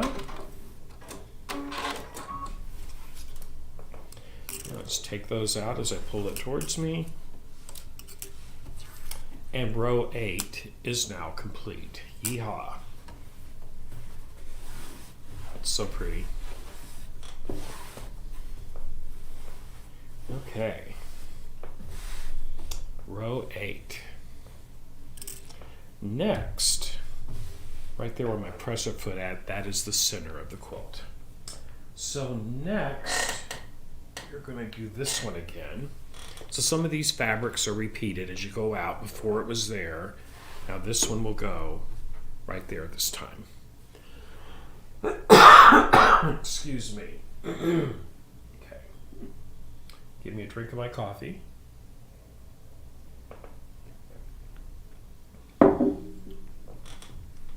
And we're going to look at that book to see what size I have to cut these. Okay. This is going to be, see, that was row 8, so this should be 9. 1, 2, 3, 4, 5, 6, 7, 8. This is row 9, 31, and 38. 31 and 38, row 8. Okay, first two 31s. And how many strips do I have? How many strips did I get cut for this one? 1, 2, 3, 4. Okay. Well, that tells me, yeah, 4 strips. I won't have to do any piecing on it. That's what I was trying to figure out in my head. So I'm going to cut two 31s.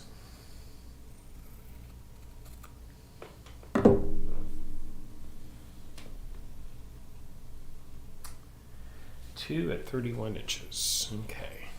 2 strips at 31.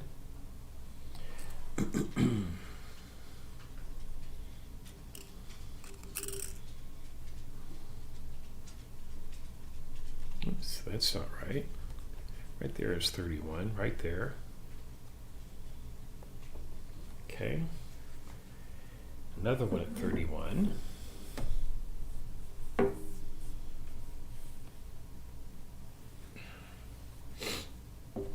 Cut off the selvages first, of course.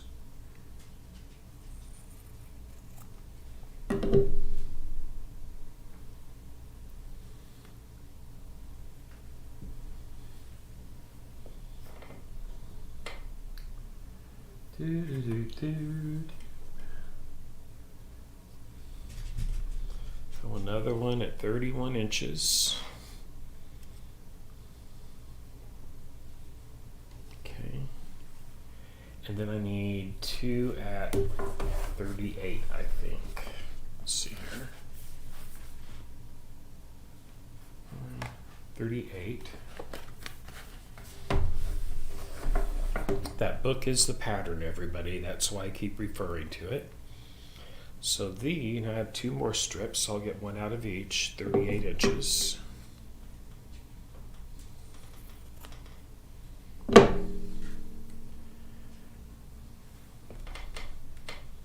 Now I'm getting longer than a yardstick. So guess what that means?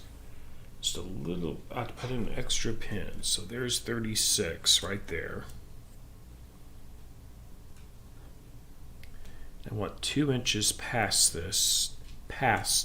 that one for my 38 mark. So, right there.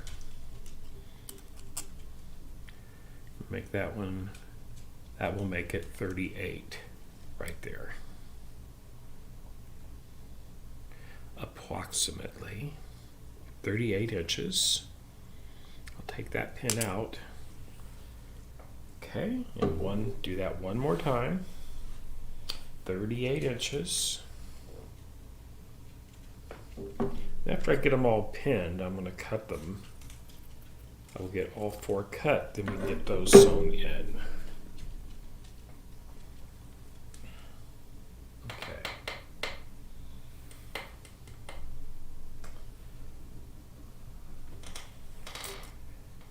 First is going to be 36. I want a 38-inch yardstick. I wonder if they make those. Pretty sure they don't. My really bad attempt at quilting humor, okay? Okay. Add 2 inches to that pin, and that would make it 38. Okay.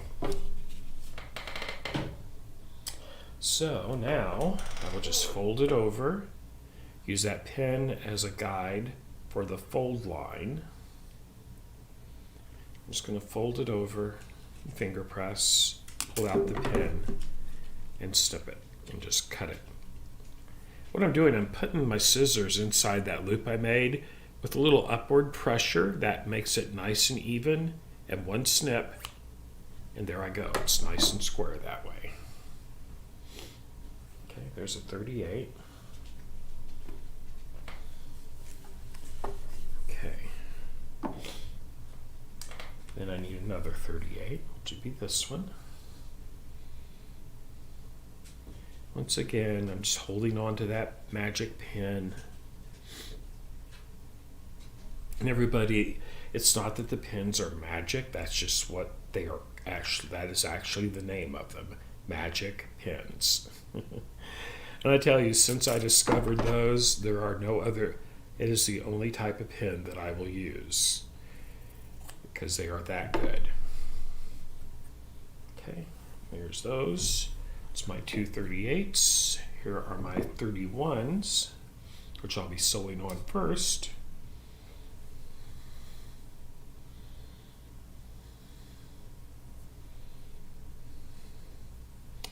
I have some nice scraps left over from this to make something with. I don't know what I'm going to make, but I will have some left over. There's one more.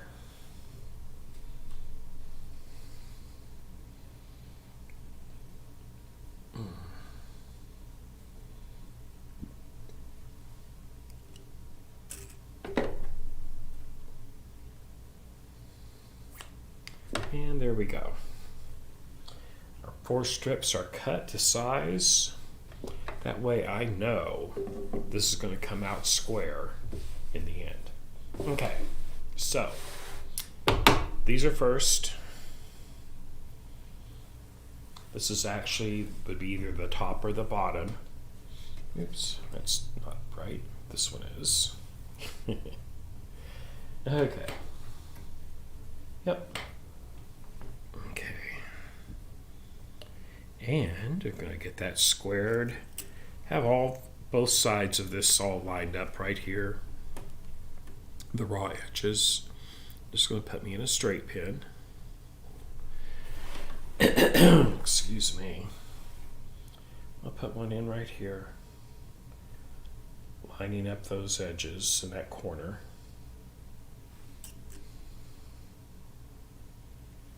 Okay. Then I'm going to put some supporting pins in between. Right there.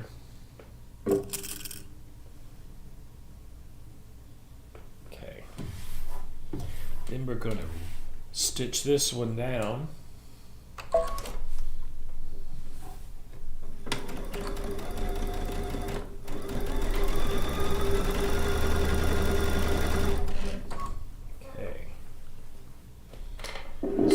To move that coffee cup back some more.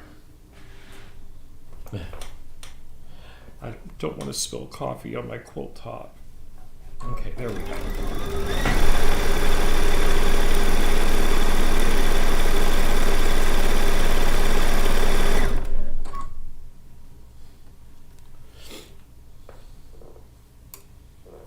Love these fabrics. Oh my goodness.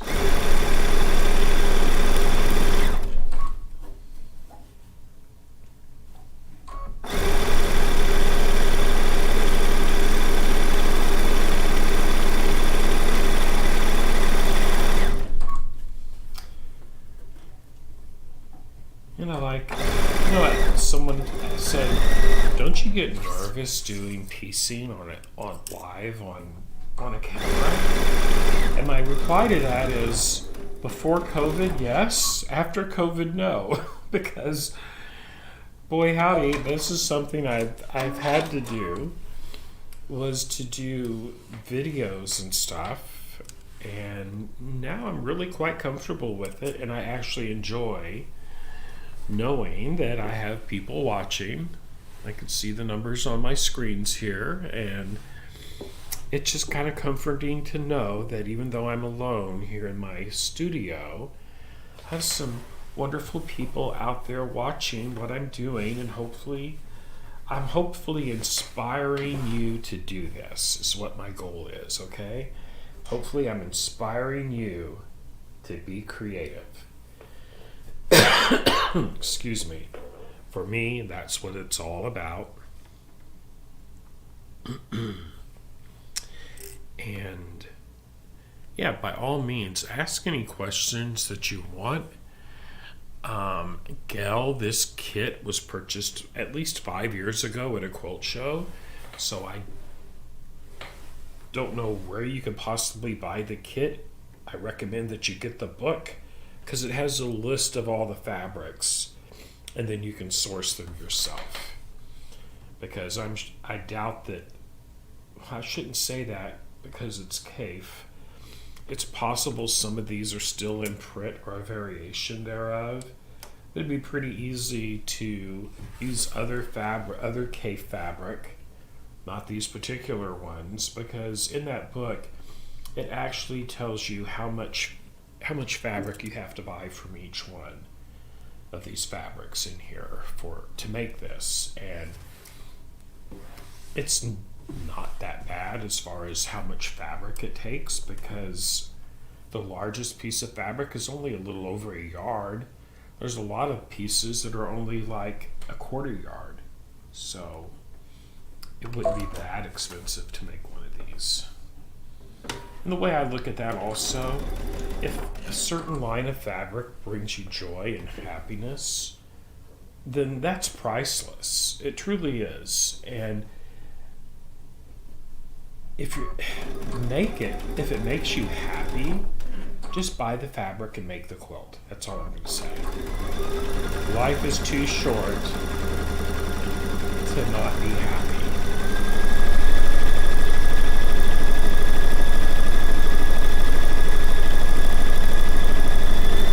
That's the point I'm trying to make. So, putting on that one there. Whew.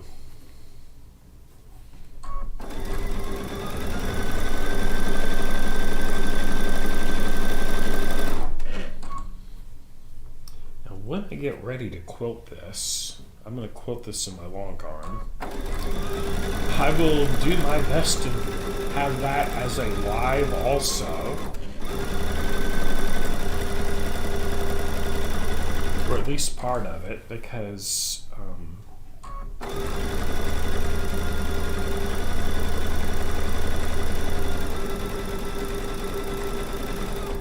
I can't really have a customer quilt, because I quilt for other people. Ladies bring in their quilt tops for me to quilt, or they ship them to me, and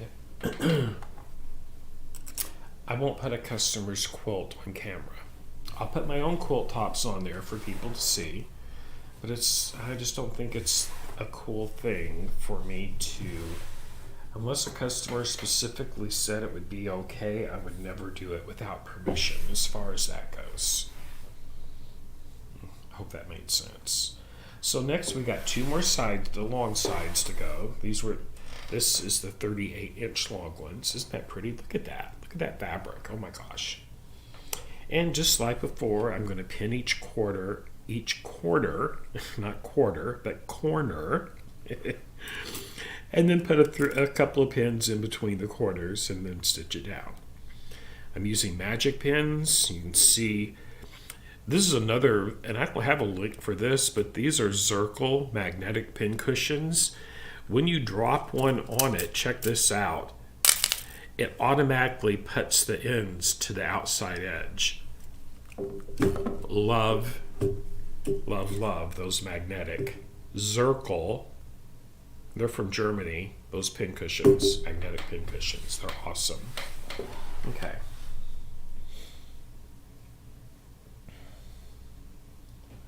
And let's see here.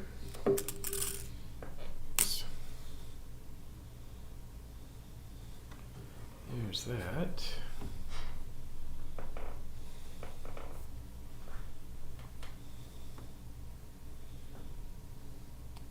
Okay.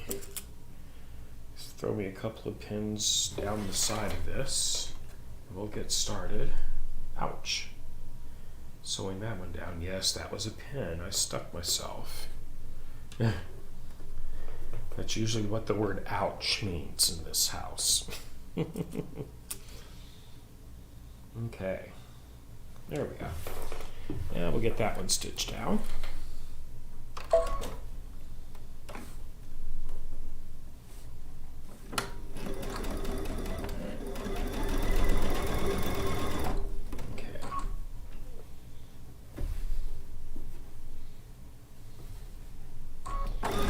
And so make sure, as always, when you're piecing, just line up those raw edges before they get underneath your presser foot, so you have a nice, consistent, full 1/4 inch seam. Let's see here. Oh, wonderful, Donna. I'll have to check that out. Hi, Betty.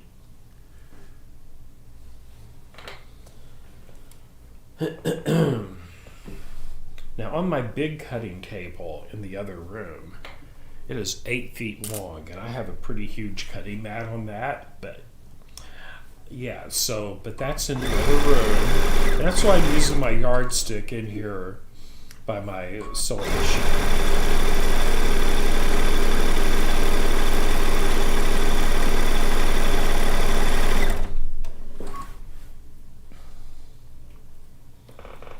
Someday here soon, everyone will get to see that room, because that is where my long arm is located.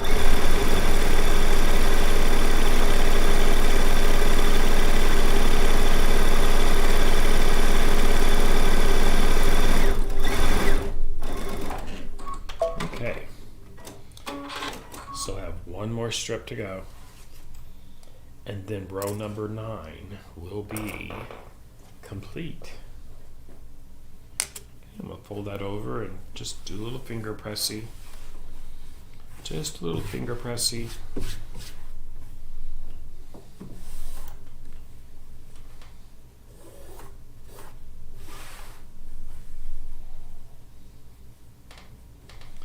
Puffin's back in here snoring. I just heard him over there.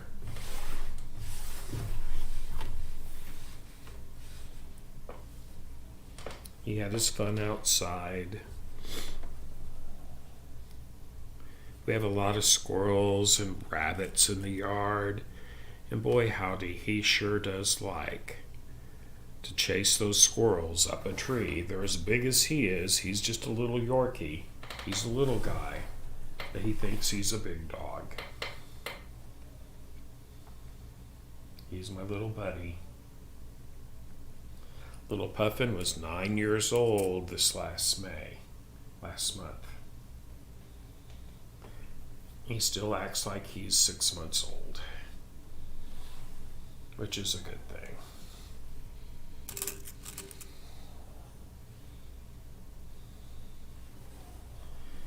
And I'm just going to put a few more pins in here, then we'll get it sewn in.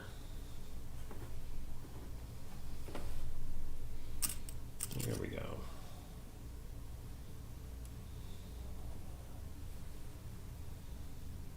Okay. I think, yes, this will finish row 9. Once we get this sewn down.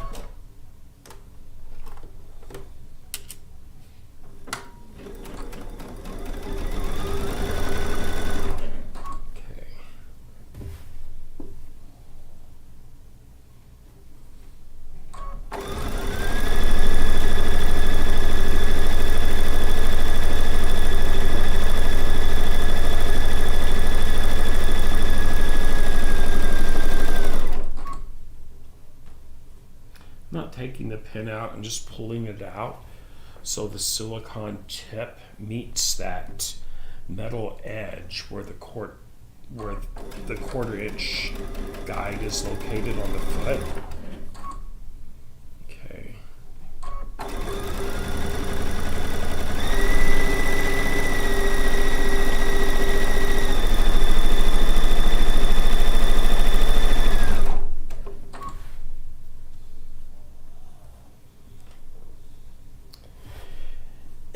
And I tell you, if when you do one of these and you're cutting the strips to the exact size, you'll know if you're getting a true 1/4 inch or not, because if you're not, the pieces are not going to line up like they're supposed to in the end.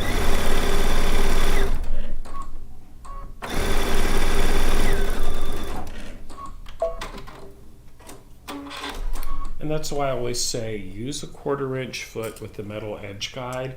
It will give you more consistent seams And the more consistent your seam is, the better your result is. Okay, I'm gonna finger press that open.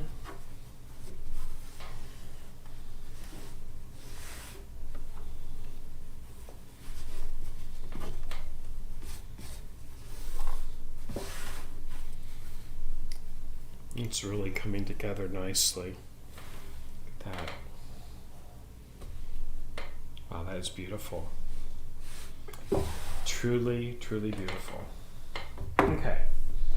So I'm going to move my scraps. I was laying over here because now the quilt top is dragging into them. So I'm going to move them over here, right back there, and they'll be nice and safe. Okay, next. I'm getting close to where I made my boo-boo at, I know. Is this fabric right here. Isn't that pretty? Look at that. Oh my goodness. This is the halfway mark as far as the rows go.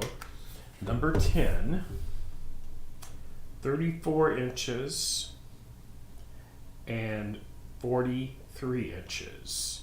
34 and 43. Row number 10.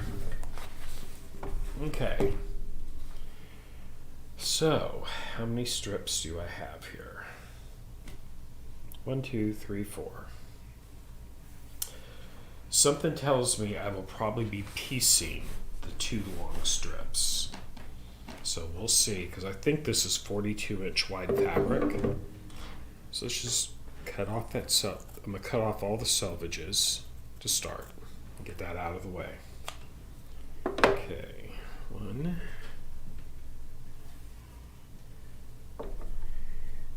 And 2.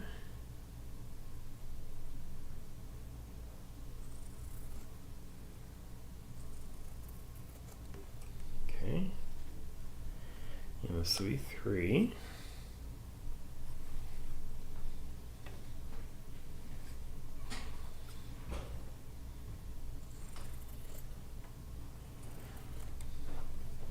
And 4.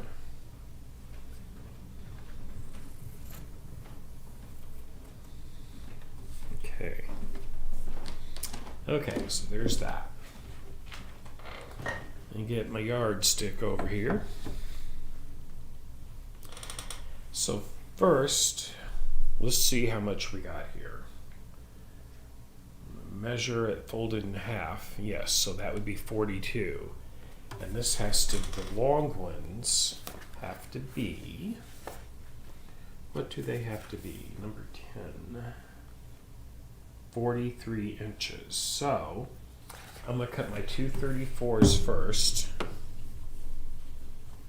And I don't want it seamed so that it's like 1 inch away from the end of it, because that would just look horrible. So I'm going to do my 2 34s first.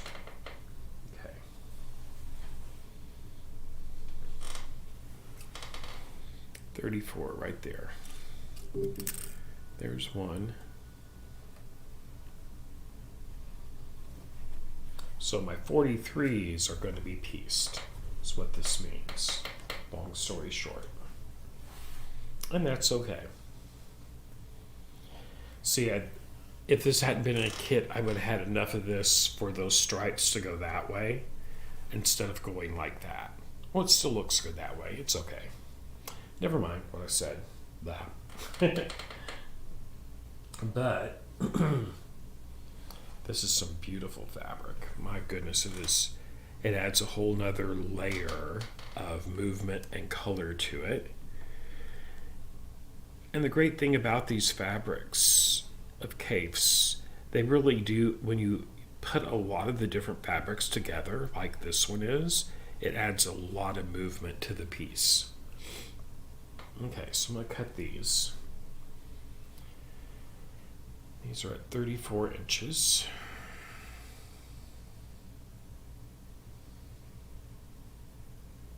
Okay.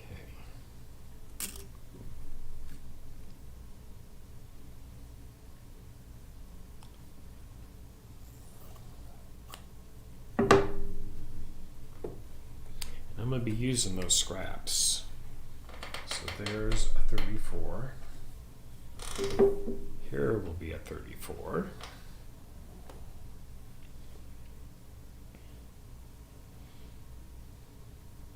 I remember watching my Meemaw when I was a little boy, and she would have all these fabrics, and if they weren't long enough, she would actually do exactly what I'm doing now and piece a strip together to get it to the right length, because she made a lot of log cabin quilts. I love log cabin. I mean, I grew up on them. They're beautiful. But yeah, so and now what I'm going to do here now, I'm actually going to sew onto each one of my unmeasured strips this piece of scrap.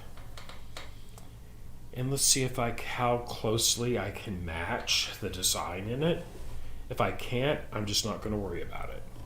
But even so, right there, if I sew that together right there, just check that out. It looks pretty darn good.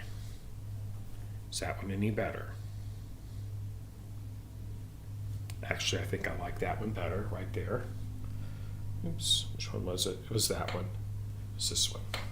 I'm going to sew that one on. Right there like that. 1/4 inch seam.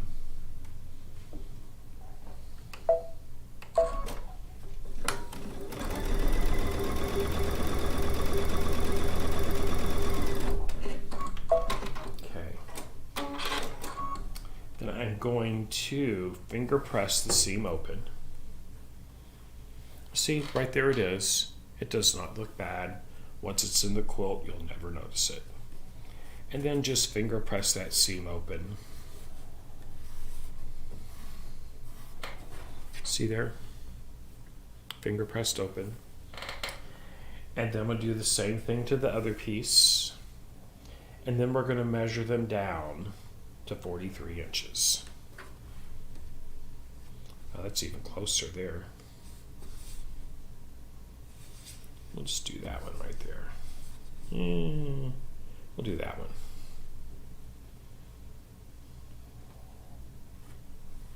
Okay.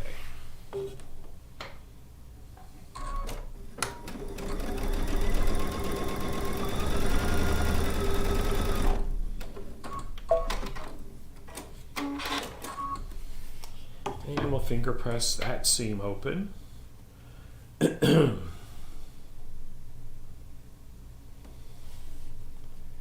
there. I have a tool to do this with, but since I've moved everything around yet again, you know how that goes. I organized it so well that I can't find it. So, oh well, my finger will work. And you can see how that seam is. It looks great. Okay, so these have to be 43 inches. So I am going to start with this end where I put the piece on. That way that seam is not right at the edge of my quilt. Okay, so I'm going to go down here, put a pin in at 36.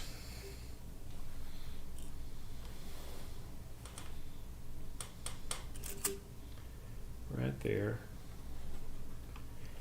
And then 36 and 7 would equal 43, right?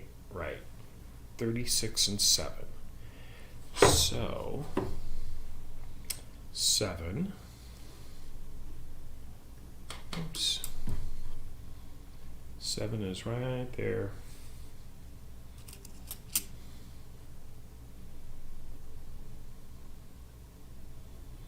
Right there is 43. Approximately 43 inches. Okay.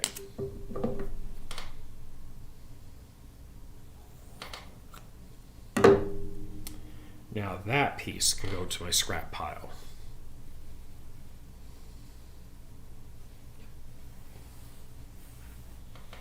And there's a 43.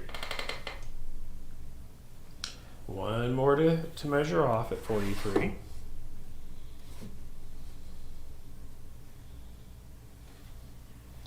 I want to start with the end that has the piecing in it.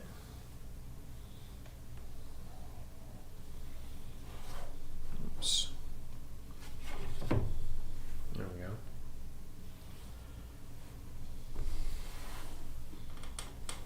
right there.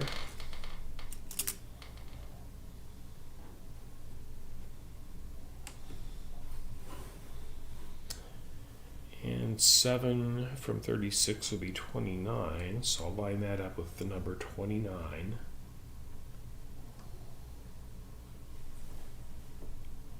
That would make 43. 1, 2, 3, 4, 5, 6, 7. That is correct.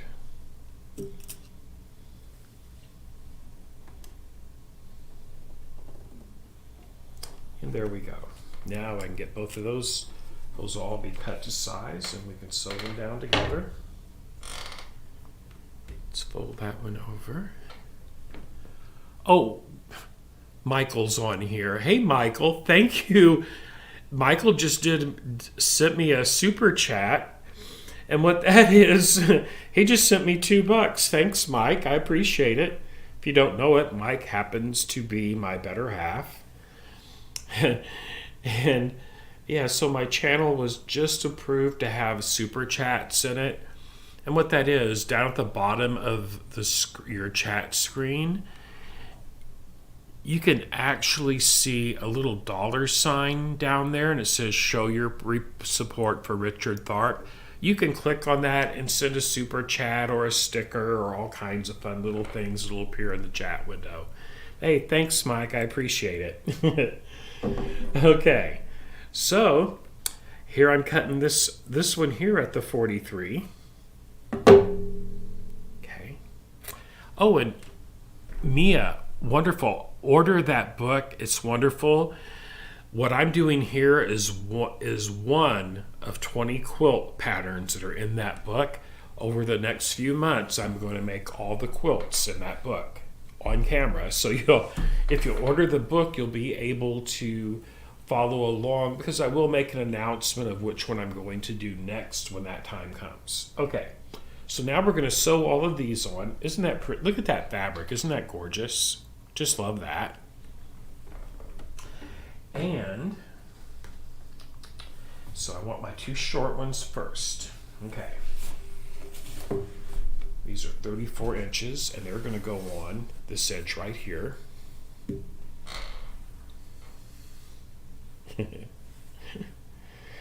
Oh my goodness. So got that pin there, and I'm going to pin the other end.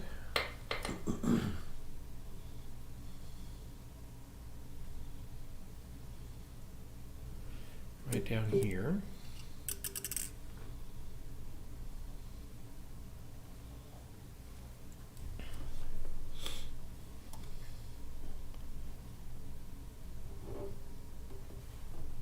Okay.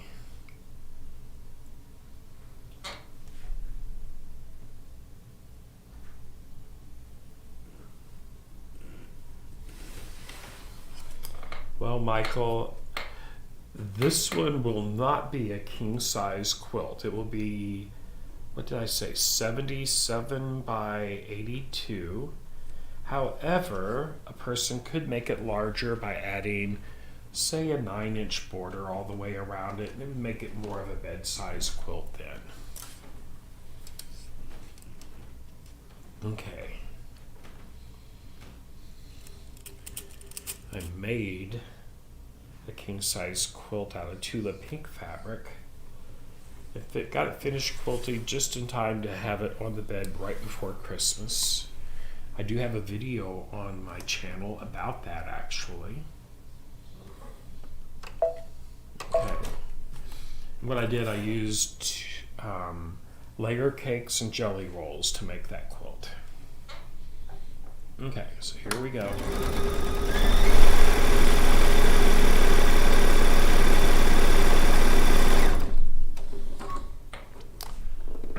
Oh, Linda, thank you. Thank you. Oh, I appreciate that so much, Linda. Aren't you sweet? Thank you.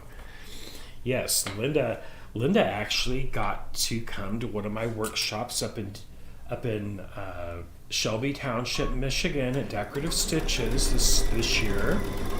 It was so nice to see you, Linda. And I'm honored that you're even on here. This is camping season. I figured you'd be out camping this weekend. I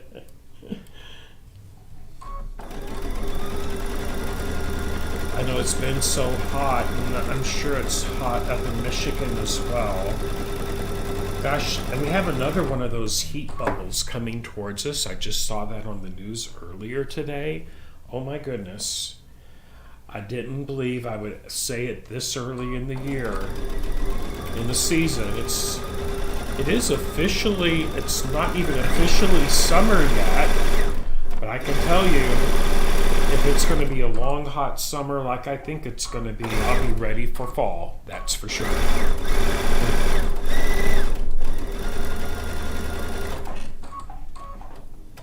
Okay.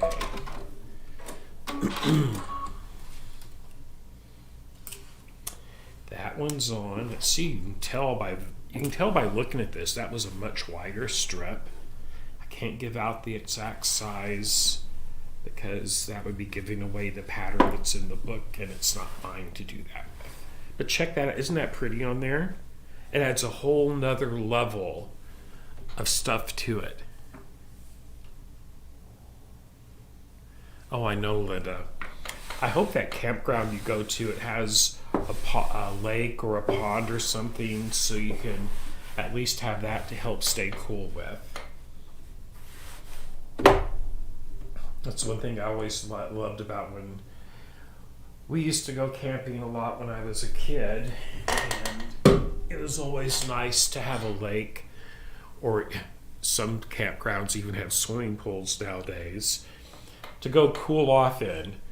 And if all those fails, a water hose will work just as well. Been there and done that one too.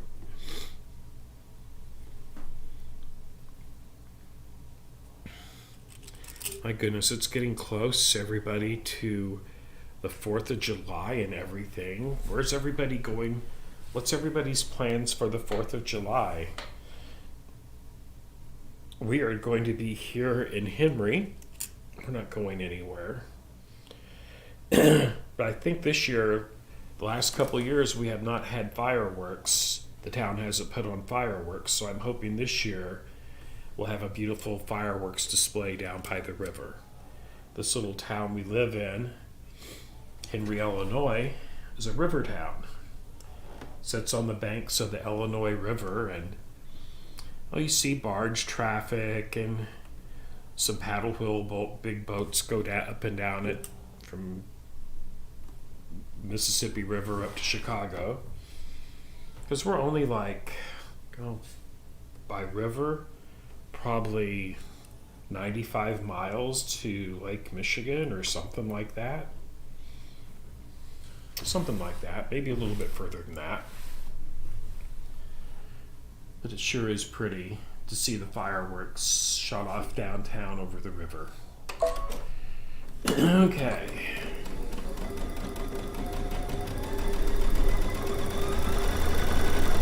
I will tell you one thing, little Puffin is not happy about the fireworks. So what I usually do on the 4th, because of course after the big public display, there's fireworks going off all over town. I try to get Puffin into the bedroom and have something, turn on a good movie and turn it up a little loud to help disguise the sound of it. Because you know what that does for a dog, it hurts their ears, the sound of fireworks going off.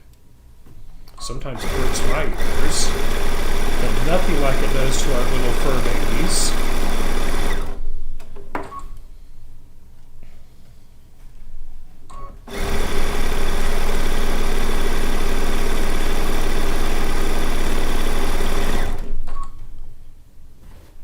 I thought for sure this is the one that I made the doo-doo cutting on. So yeah, I'm probably going to have to, I'm sure it's getting close to where that one's at, I'm pretty sure.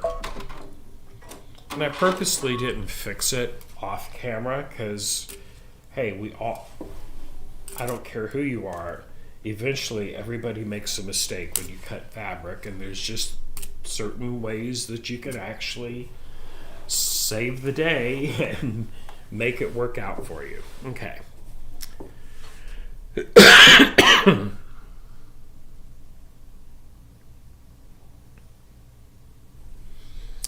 Oh, I don't blame you, Linda. I would be in that as well. Give me a floaty and a nice glass of iced tea, and I'm a happy camper. See, I kept it G-rated. I didn't say a frozen margarita or anything like that. Just a nice, cool glass of iced tea in the summer hits a spot. Or lemonade. Or margarita.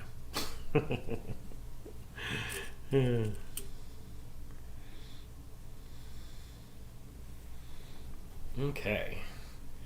Now we're putting on those strips that I had to piece to get them to the right length. Make sure they're just not going to have any tucks or pleats or folds or anything like that in them. And it's all good. Yeehaw. Okay. I remember when I lived in Texas, down on Galveston Island, the fireworks, it was nice to go down to the beach to watch the firework display. I always liked that.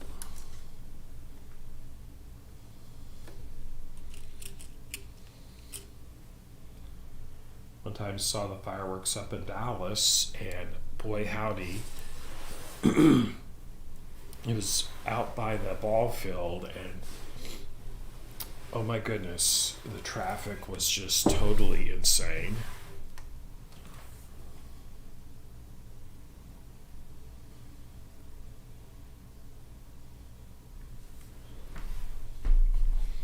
Oh, I know, Linda.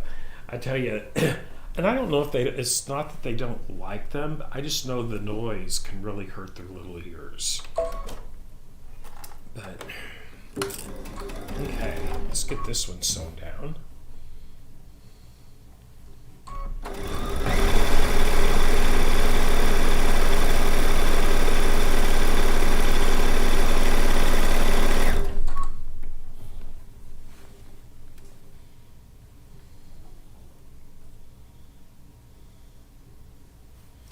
Okay. Smooth out before we feed it through that machine.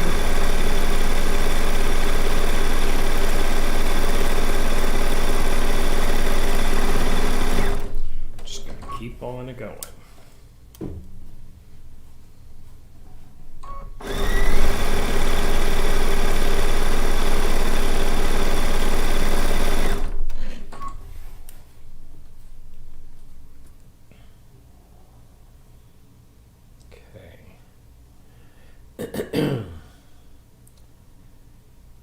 Sure that's nice and even down here. There we go.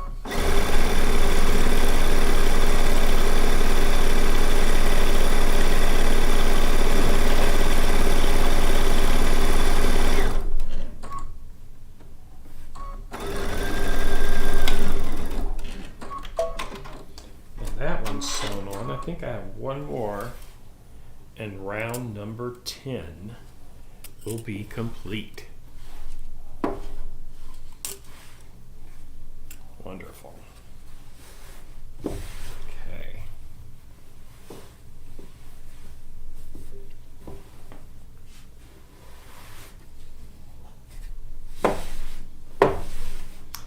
Okay, one more row on this one to go.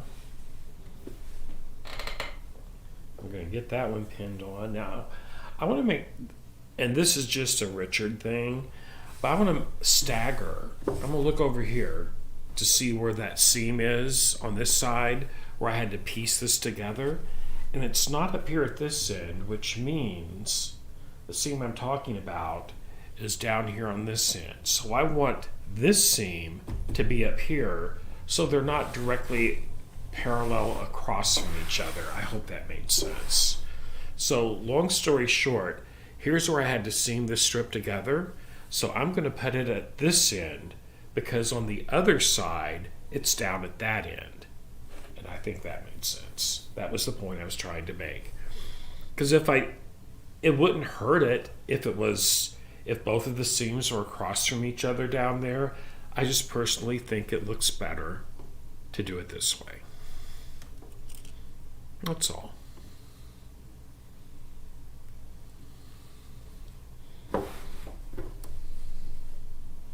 That's all. So who likes Meryl Streep? Does anybody like Meryl Streep? I love a lot of her movies. When I just said that, I realized that was actually a line from The Devil Wears Prada, where she's the big fashion magazine editor stuff, and whenever she'd dismiss someone out of her office, she'd just say, "That's all," which means you can leave. And that's not what I meant by that, but that's all.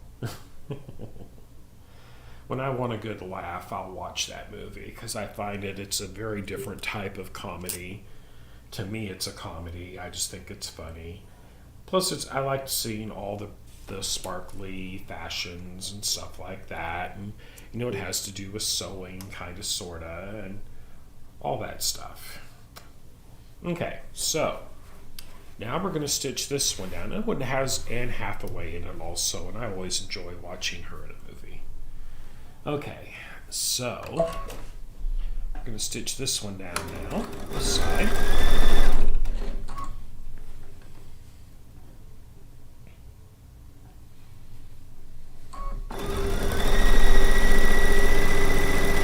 Right here where my finger is where I finger press that seam open. I'm going to slow up as I get to that so it stays nice and flat. That just means it'll lay open easier later.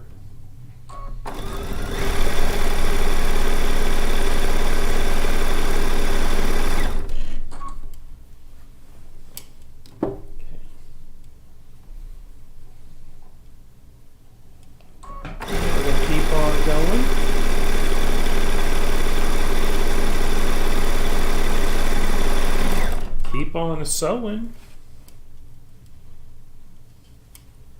We're just going to get it done. Get this puppy done.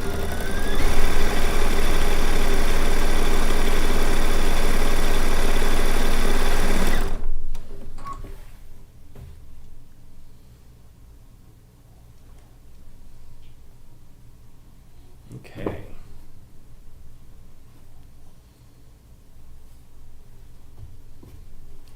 Those edges all nice. Raw edges lined up ever so nicely. And then just gently guide it right on through.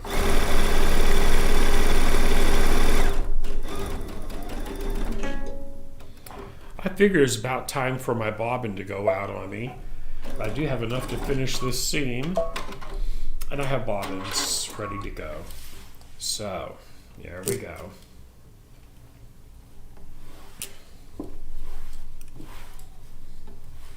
So that little window that popped up there said bobbin almost empty.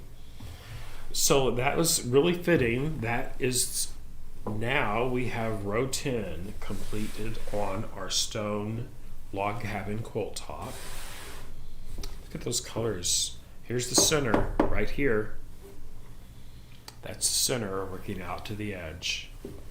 And that's 10 out from the center. So that's halfway. That's half of the logs going around complete, is what that means. So that will actually be, it'll be about double the width of this. Where it's at now is actually be the width. I think that would be close. Because there'll be another 10 logs, excuse me, out that way.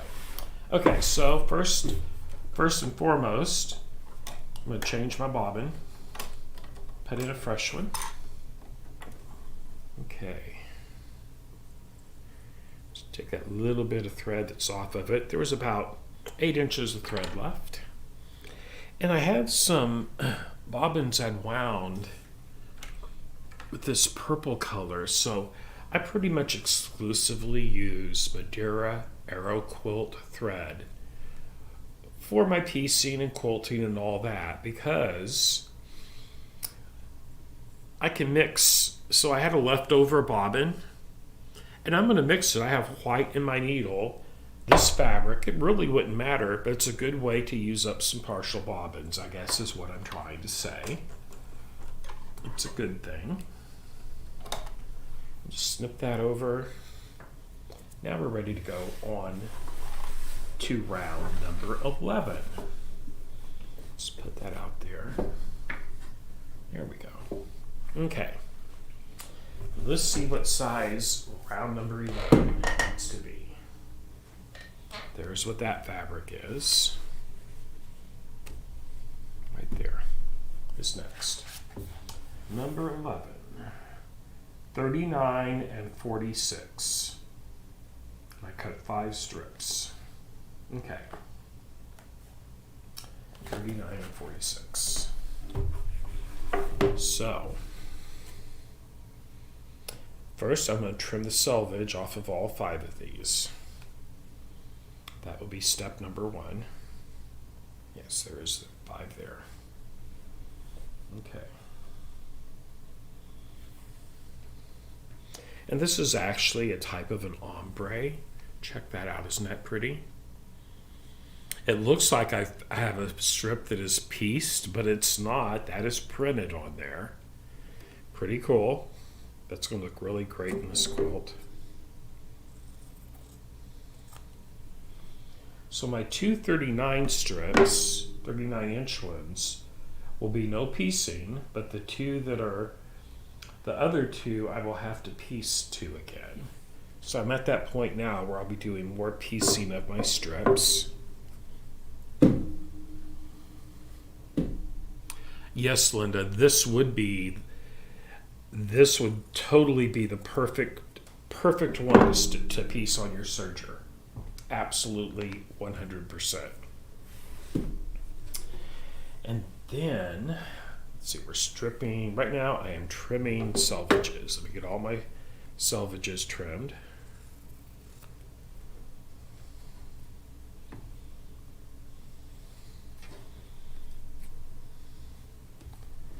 Right there. There we go. Now,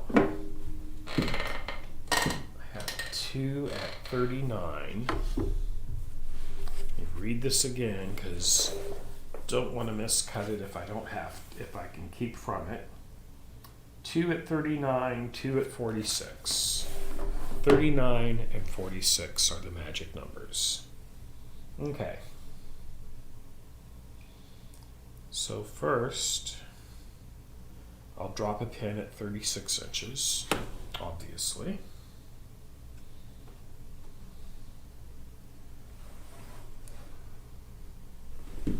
$36. And for 39, I need to add 3 inches to that. So right at 33, 39, 36 and 3 would be 39. Right there. Okay.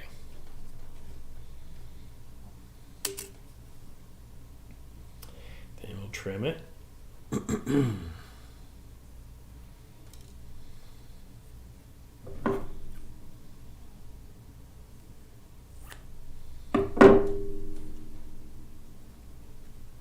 there's 139.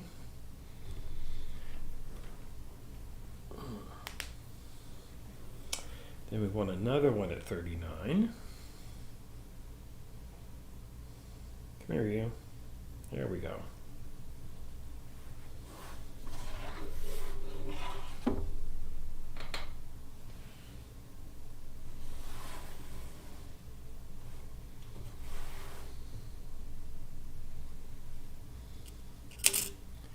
Drop that pin at 36. Then I'm going to add 3 inches to it. And that will give me my second 39-inch length.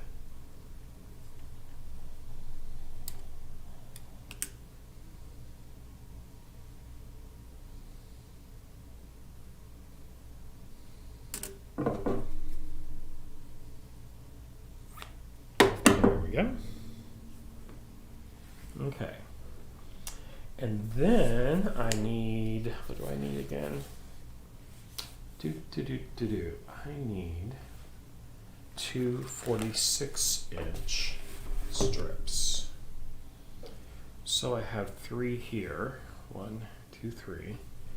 So I'm going to make this super easy. I'm just going to cut this one in half and sew it on to my other 2 strips, half onto each, and then measure for my 46 inches. So, there, get this out of the way. So what I did, I had 3 more strips, so I cut 1 in half. Oops, that's not the one I cut in half. This is. Woohoo! I cut 1 in half, so I'm going to sew half a strip onto a whole strip, and then I can measure my 46 inches off of that. And where do I want this at? I want this. I think I want it down here, right here like this. That's where that one's going to be. It's just a matter of personal choice, I guess. But I'm going to sew these together and finger press that seam open like I have been doing.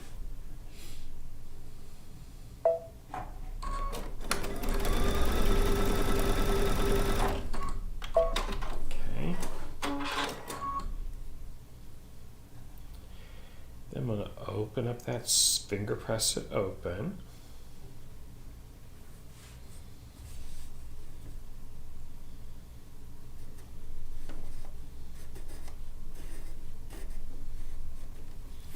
Okay, and now there's my split. The way that's made, you just can't even tell. This is wonderful for having to split a fabric like that. And now I'm going to measure. Here is where I just put this piece on, this 18-inch piece. I'm going to measure my 46 inches starting with the shorter piece, because then I don't have a little short piece on next to the edge of my quilt. Just like before.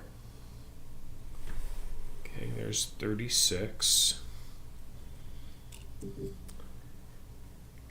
And then I need to add 10 inches to that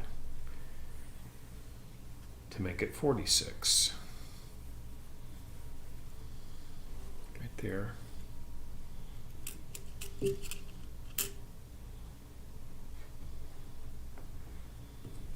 Okay. Then I can trim this, fold it in half and trim it.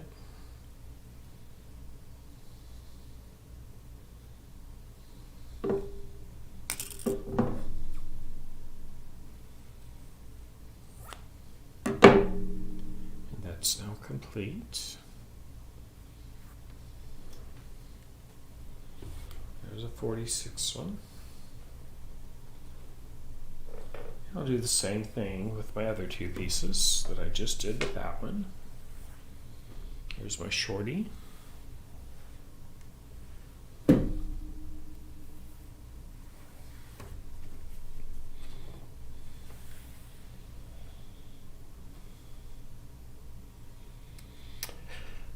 I'm going to sew these 2. Which 2 do I want? I want these 2 together right here. I think. Yeah. Okay. Those 2 get sewn together.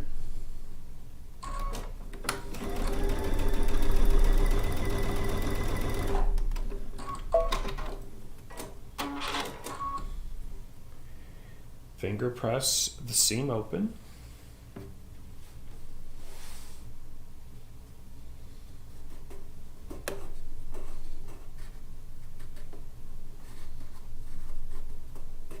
Okay. And then I'm going to measure off a 46-inch piece, starting with the pieced end. Right there's my seam line. Oops, hold on. Right there's my seam line. I'm going to put in a pin at 36, since this is my yardstick. 36 right there. And then I'm going to add 10 inches past this 36-inch pin.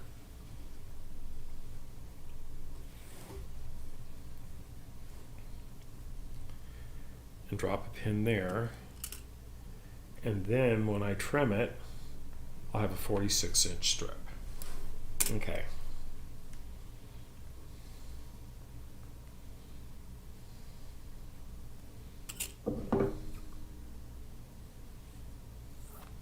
There we go. And now I have all my strips made, and I can sew on round number 11.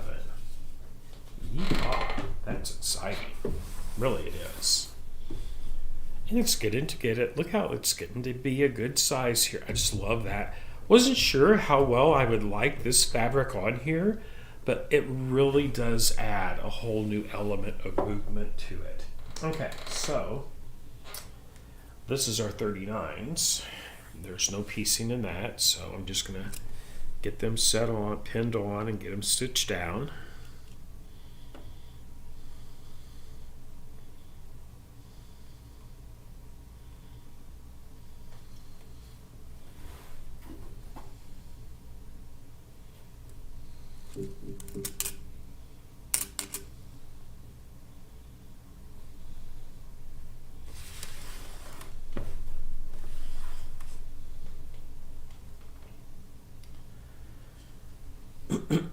Excuse me.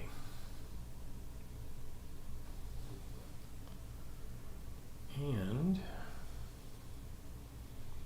let's see here. Oh, I watched a really cool movie. Did I finish that? Yes, I did. Watched a really cool movie on, I think it was Hulu. It was called The Young Victoria, about Victoria, Queen of England.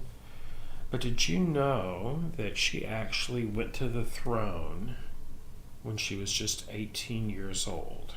I did not realize that. That Queen Victoria was only 18 years old when she ascended to the throne, but she actually was only 6 or 7 when the king died, and she had to have a regent rule for her until she turned 18. Yes, Linda, it does. Once this entire quilt is pieced, I will then take my time and press it. But no, whenever I do a log cabin quilt, even if they're the smaller blocks, I never press it until the very end. Because with these long strips, I mean, check this out. If you pull on it, they have a little bit of a stretch to it. It's not cut on the bias or anything. They're cut selvage to selvage. But that's just something you have to look out for with the log cabin, is that you don't stretch those seams any more than necessary. And if you press every step of the way, it's really easy to get those seams so that they're stretched, which means that they'll ripple and they're not square. And the big important thing for a log cabin, you want it to be square and not blocky.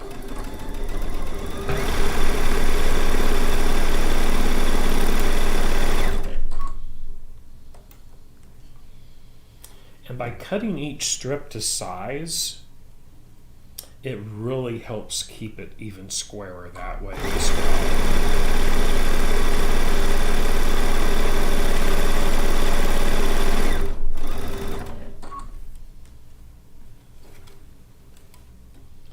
Now when I cut pieces to make blocks with, log cabin blocks, excuse me, I will pre-cut every bit of my quilt top, all the logs, to an exact size. And it's really easy to keep that quilt top nice and square that way when you do that.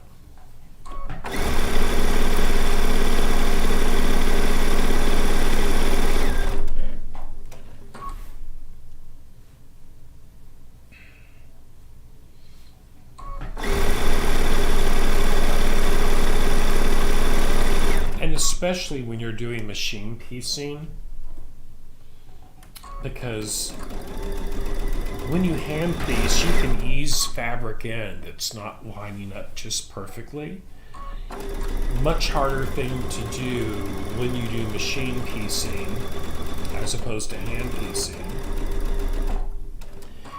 By cutting those pieces out exactly to size, you are tripling your chances of getting a block to come out true to size and square.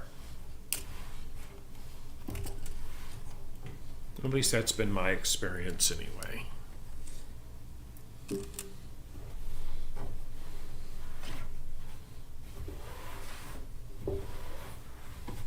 Okay, now we'll get this one down here is next, opposite end.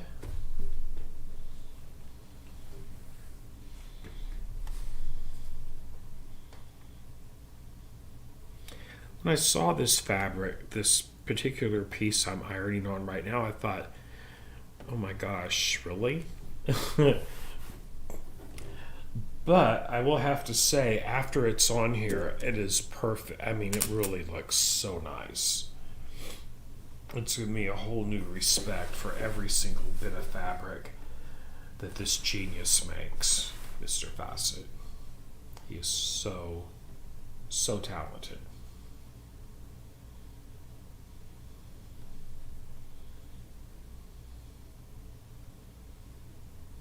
Okay, get my pins in, then I will sit here and sew this one down.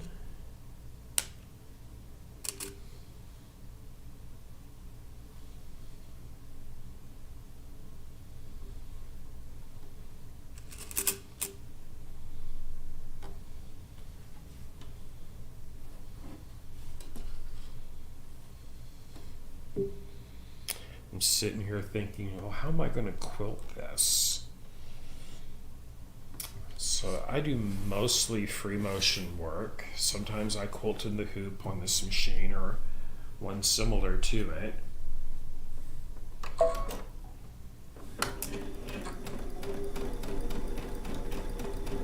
And I'll do it one of two ways. I will do an overall design, a meandering vine with pearls in it. Is one thing I'm thinking of. Another one I'm thinking of is actually quilting each strip down with half of a feather plume in it. I've done that before and it really looks nice. Just haven't decided yet.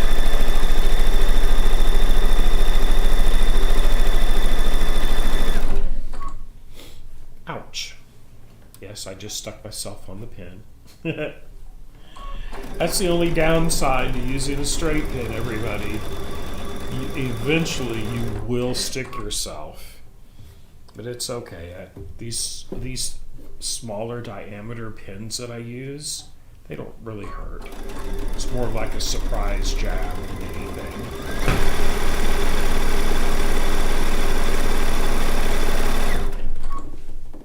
Let's see why it's doing that. Come here, you. I have to move my foot pedal, everybody. Hold on. Come here. There we go. Just getting caught up on a USB cable underneath my table. Okay. There we go. Now we're set to go, everyone. Okay. Okay, here we go.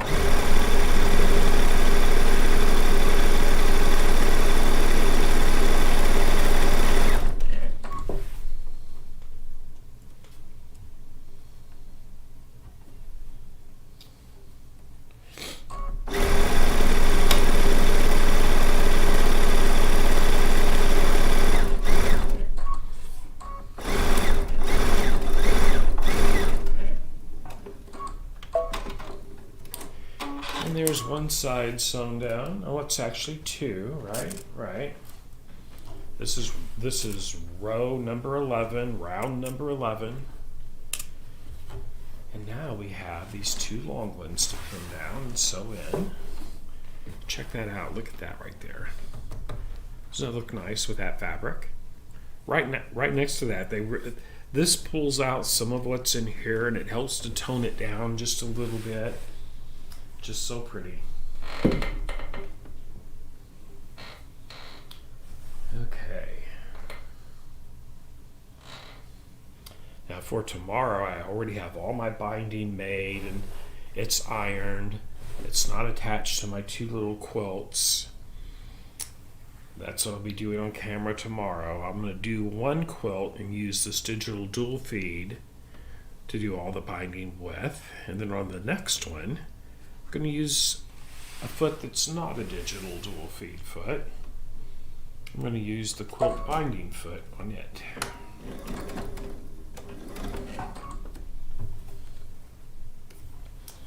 But with each one, like for this one, I will actually use 3 different foot plates to do the binding on one quilt. I will use the open-toed foot for this, the 1/4 inch foot, which is what I have on it, and then I will, for the other quilt, I will use the quilt binding foot and a 1/4 inch piecing foot to do the binding on that one.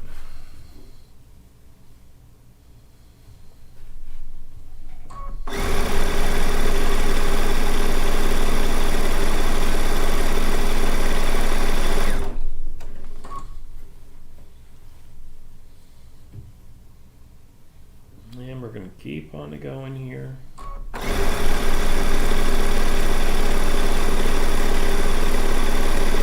was just very careful right there. That's where I had spliced 2 pieces of fabric together. And boy howdy, I forgot to pin this other end, and it's coming out perfectly. Thank goodness.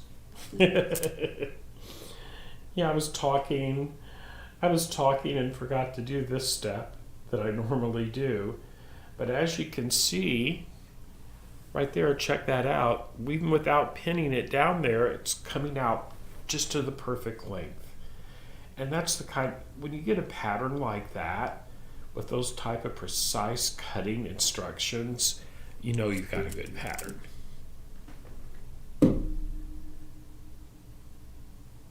Oh, I love purple also, everybody. Hold on here. Wonderful. So, this strip is almost sewn down. Then I'll just have one more to go. We'll have round 11 on.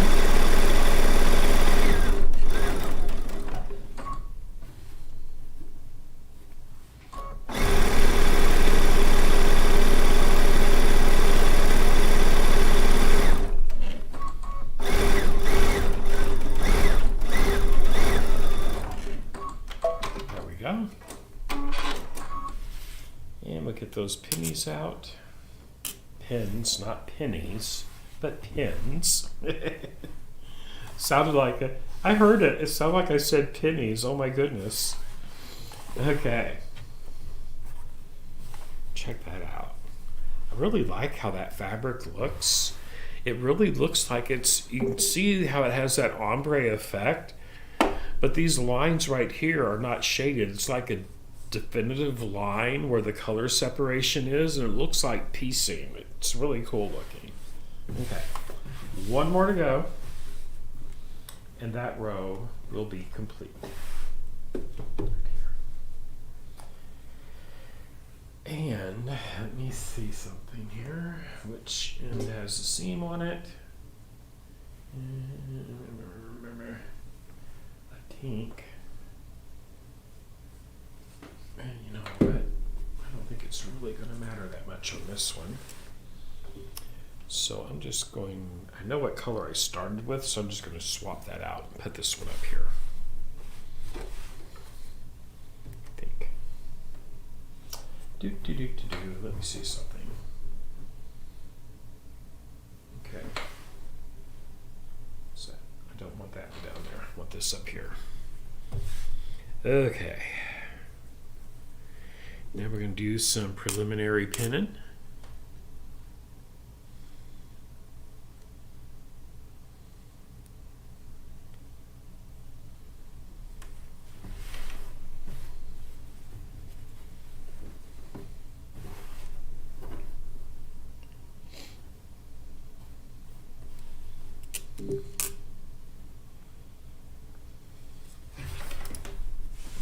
I will remember to pin this whole length down this time. Got to make up for the last time, that last row. I've only put one pin in the whole thing. Oh my goodness. I feel like I cheated my quilt top by not using enough pins. So I'll make up for it on this one.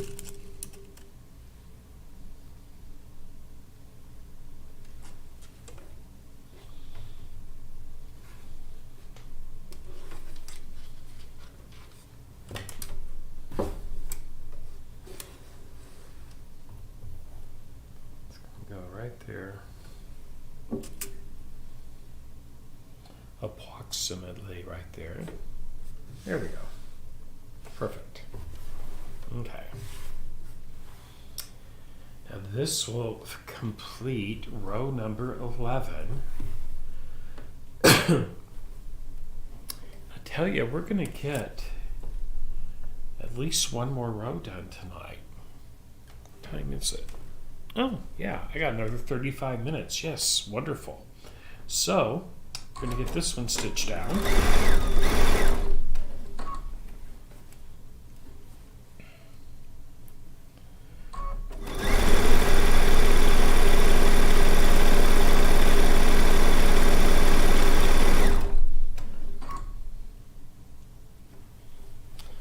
And just so you know, everybody, I'm not... One thing you never ever want to do, regardless of which presser foot you're using, never put your hand behind your machine and pull the fabric out of the back. Because I'll tell you what will end up happening. What will happen is you'll start breaking needles because you're deflecting that needle. I see a lot of new sewers do that. And with these machines, with these sewing machines, you should never have to pull the fabric through the feed over the feed dogs. If you're having to do that, there is something wrong with your feed dogs, and you need to have the machine looked at.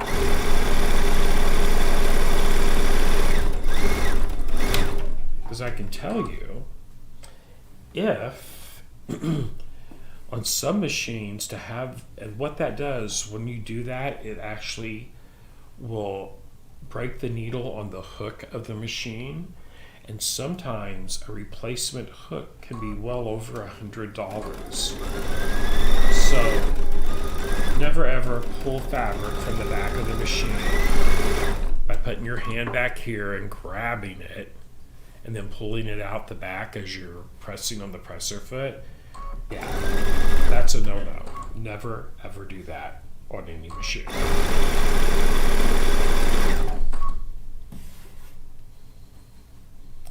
Likewise, in the front, all we're doing is guiding this fabric up to the presser foot. We're not pulling back on it, because then you could have the reverse effect of what you did if you were pulling from the back. If you pull from the front, you can still deflect that needle and cause it damage.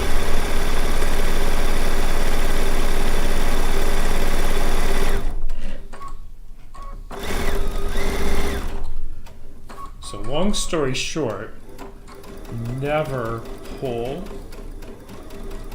fabric from either the front or the back of the machine while you're sewing. That's a no-no. If you were in my class and I saw you do that, I would make sure you knew that that was not the right way to do it. And actually, I have broken a needle without doing that, and I've had the needle come up, and I try to wear my glasses when I'm actually sewing to protect my eyes, because sometimes if a needle shatters the right way, it will fly up into your eye. I've had it miss my eye by 1/4 of an inch before in the past, and it's just like a bullet coming off of that machine towards your eyeball. So please never pull fabric through the machine. just guide it, gently guide it through. Okay, I think that's number 11. Let's count them. 1, 2, 3, 4, 5, 6, 7, 8, 9, 10, 11. Woohoo! Okay, so let's see what our next ones are here. Okay, we're going to repeat that one. It was right like the very first round of logs. That one is going to be next. This will be row number 12. And let me just see what size these strips will be. Number 12, 42 and 50. So when I get this row put on here, the 12th row, this will make a quilt top that measures 46 by 50 inches with row number 12. Oh, thank you, Diane. Oh, thank you so much. Aren't you sweet? Thank you so much, Diane. I so appreciate it. You're awesome. Thank you.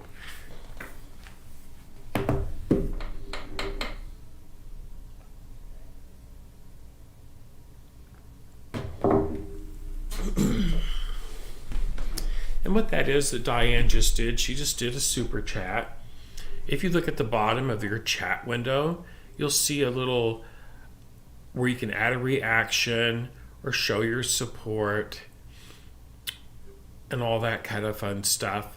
And if you click on that show your support, you can send me a sticker, or you can do what this is called, what Diane and Linda and Mike did. They just sent me a super chat. So thank you so much. I so appreciate it. Thank you. Okay. So, I got so excited I forgot my measurements. Let's look again. Thank you, Diane. Okay, so row number 12, I need that'll be really close to the length of the strip. 2 42s and 2 50-inch strips. Okay. So, let's see what we got here.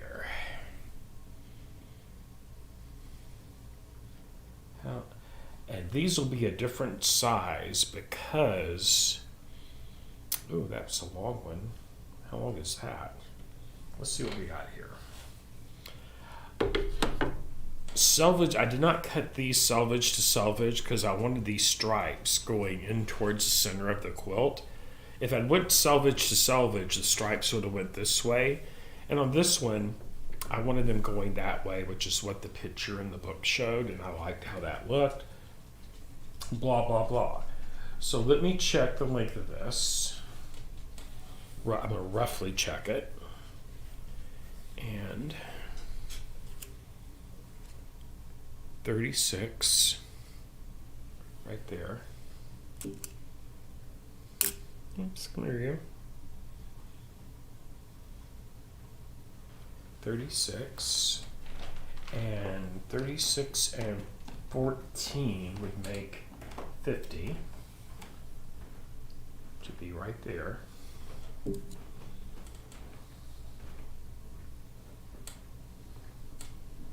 Right. So that's actually 50 something inches. Okay. 36 and 50. Let me look at my book again. Make sure I'm doing this right. 2 42s and 2 50s.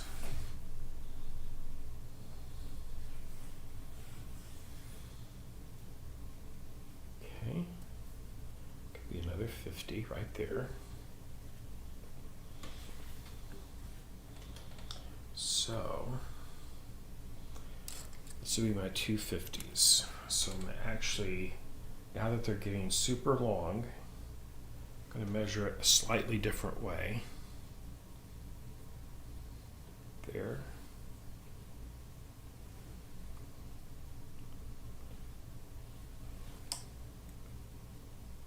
There. So I'm cutting my 2 longest ones first.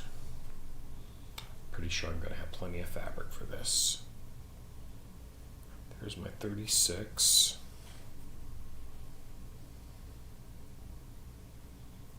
There. And this is 50 inches where this pin is located.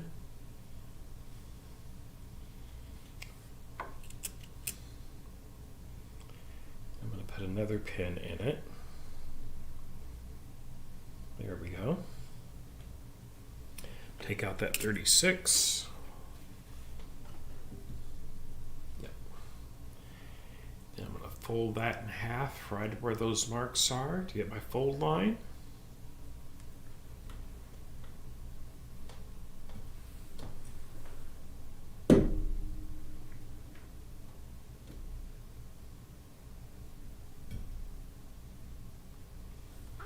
Well, that's okay, Diane. I know I will be back in that area again.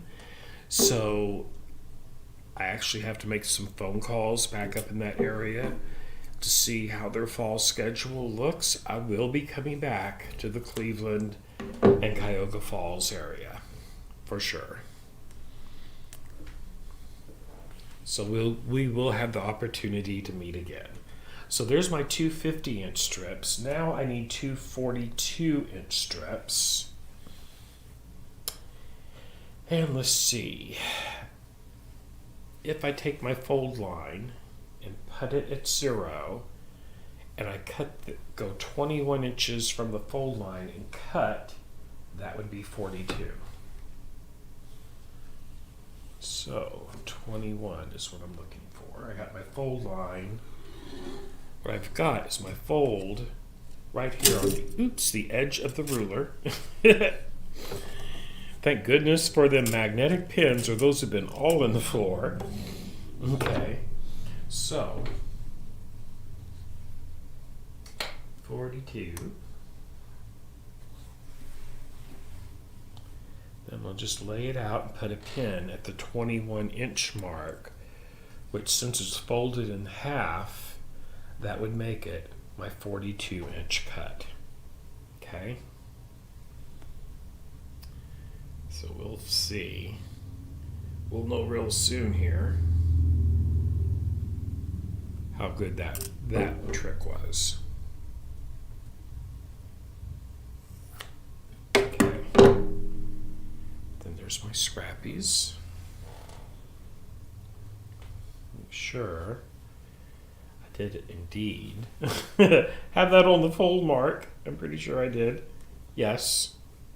Oh yes. There we go. I'm going to do that one more time. I need a 42-inch strip, so here's my fold. I'm going to set this at the end of the yardstick and measure down 21 inches and cut it at 21, and that will give me a 42-inch strip. Okay. There. 21 is right there. And I use my pen as my fold line mark. Right there. There's my pen. Right here. Okay.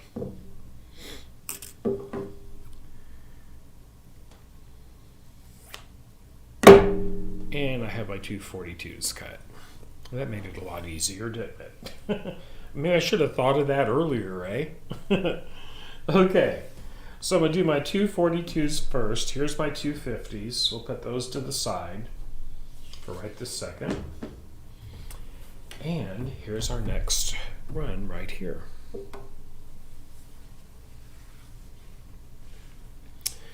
Of course, right side, and I'm saying this at this point more for my own benefit. The right sides together, I have done it in the past. I mean, we've all done it. I have sewed like wrong side to right side and then have to rip, and oh my gosh, who likes ripping stitches? If you have ever met me at one of my classes or took one of my classes, you know I do not like to rip out stitches. Something I have said many, many times is, instead of ripping something out, why not just cover it up with an applique if you can? That's one way you don't have to rip out stitches. And it's true, people, I've done that. Why not, right? If it works, I mean, who is ever going to rip out whoever's going to take one of your appliques off of a quilt to see what it looks like underneath. Just think about it. I don't call that cheating. I call that being creative. Oh my goodness. I'm getting giddy. Okay.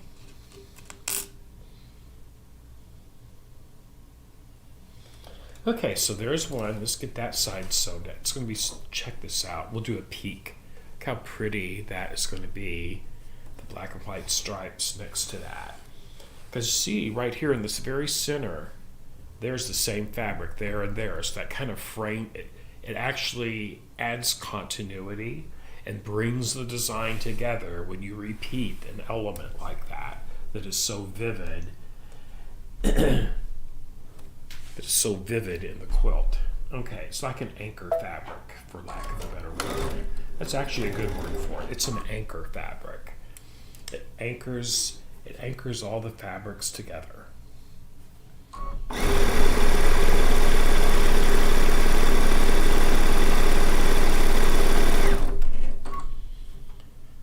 Okay.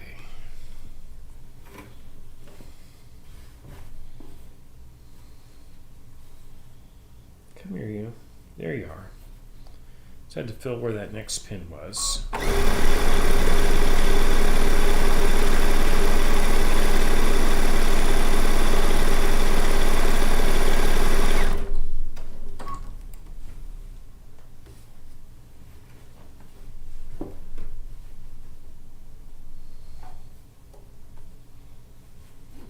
And there we go.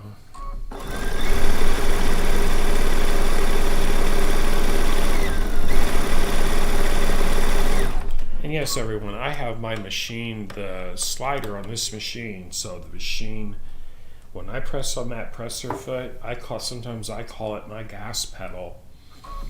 It'll giddy up and go. And on these long seams, you can go as fast as you're comfortable with.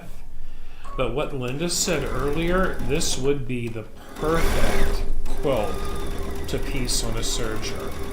I'm actually going to do another one that's similar to this in the near future with nothing but striped fabric, and I'll do that one on my serger so you can see what I'm talking about. Okay, that one is cut. Excuse me. Let's pull those little pins out.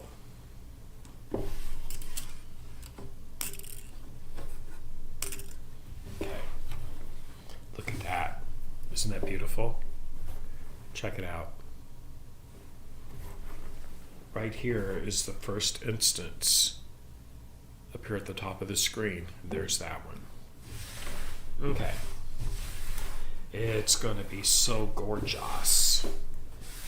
I'll make this quilt. This will be one that I will not want to sell, and I'm sure somebody will buy it. Oh my goodness. I try not to get emotionally attached to my quilts. I'll tell you, speaking of that, there was something my Meemaw taught me early on. When you're a quilt maker and you make a quilt, and would never do this with a quilt I had quilted for someone. Hold on. I just saw a question pop up. Let's see here. Hi, SP. It's okay. And I'm sure this was probably asked before. Every time that sweet machine sews over a pin, my heart skips a beat. Well, SP, these are called magic pins, okay? Check them out. They're a small diameter pin. Below in the description of this live stream, I have a list of products that I like to use. These are actually called magic pins. They're very fine. You can actually stitch right over them. It's not going to hurt your machine. I'm sitting at the Solaris. It's a $20,000 sewing embroidery machine, and it does fine with them, honestly. I have my stitch length set at 1.8 millimeters. These are 0.6 millimeters, the width of them. the stitch is 3 times longer than this pin is wide, it's not going to damage your machine, your sewing machine. Sergers, that's a different story. You don't want to run a straight needle, a straight pin through a serger, because the cutting blade, it can damage the cutting blade on a serger. But on the sewing machine, nope, it's good. With these fine needles, it is good anyway. Now, if you had a really heavy needle, like say a long arm pin, oh no, you would not want to run that through, not at all. And these pins have a silicone tip to them, so if you pin something and then want to press it with the pins in it, it won't cause any damage to the iron or the pin. I love these. Oh, it's okay, SP. No, I understand what you're saying. And I tell you, I was actually taught to sew pinning everything. When I was taught to sew when I was sewing on the machine, that is. I first started hand sewing when I was very young. And as I moved on into sewing machine work itself, so another name of a pin, so what you want to look for if you're going to want to pin stuff and sew over it, you want a fine or extra fine pin. Think of a pin for silk. Those are fine little needles like these are, and they'll bend really easily. But that's what you want if you're going to sew over them. It just, especially if you're into garment sewing, for instance, think of setting in the top of a sleeve, like this line stitching that goes over your shoulder and down underneath your arm. If you pin all that together, it is so much easier to set a sleeve and its curved seam in. And just like with quilting, there are curved, think double wedding ring, drunkard's path. It's totally easier to sew it if it's pinned as opposed to not. And it's even easier if you can leave the pins in and sew over them. It's much more accurate. Okay. Now we're going to sew this one down. This is row number 12 out of 20 rows, rounds, however you want to say it.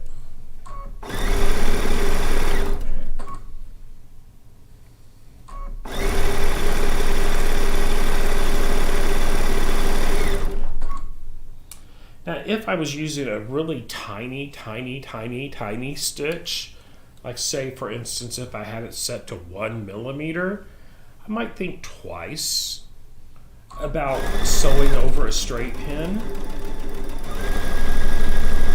But when you've got it set to 1.8 millimeters or 2 or even more, that's what you have to look out for, is the actual width of the pin and what your stitch length is.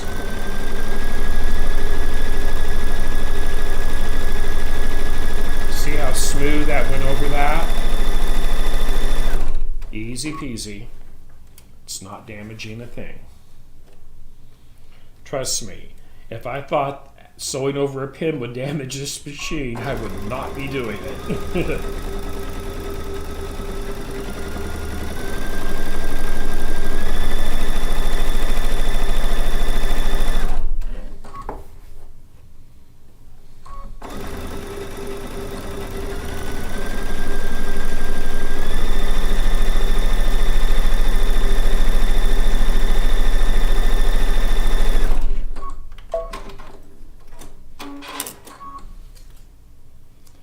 I'm just going to go over that a little bit more. I went off my seam allowance to when I went over that. So I'm just going to go over it again to make sure my 1/4 inch seam is consistent. I actually felt that happen. I was looking at the computer screen and not looking here. Imagine that, right? So let's see where we're at now. Okay. We have we have 2 more strips to put on to have row number 12 done. Okay. Row number 12 is halfway there. Here's our 2 50-inch strips that I cut. Those go on next.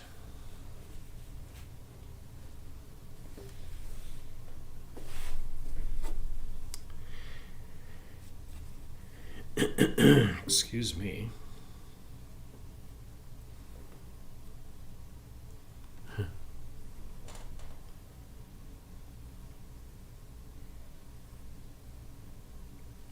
Okay.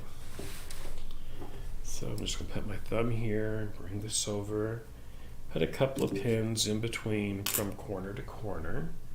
That just helps me hold the raw edges in place as I'm feeding the fabric through the feed dogs and under the foot.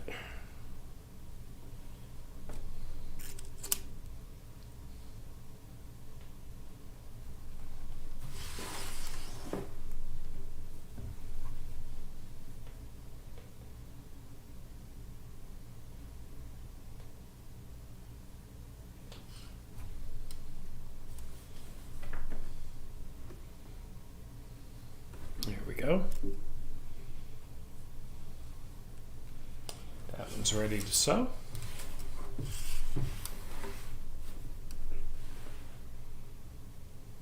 Okay. And we're off on this next row here. Let's see if that will come in. There we go.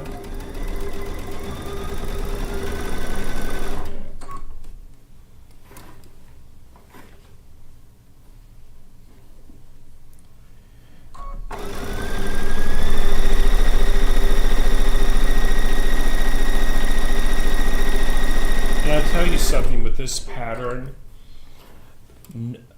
Each round of strips, the width is cut to a different width, and that's what also helps give it that movement. If they were all cut exactly the same width, it truly wouldn't have such a flow going through, going from one row to the next. By varying the size of those strips, that adds to the movement of the fabric in the quilt.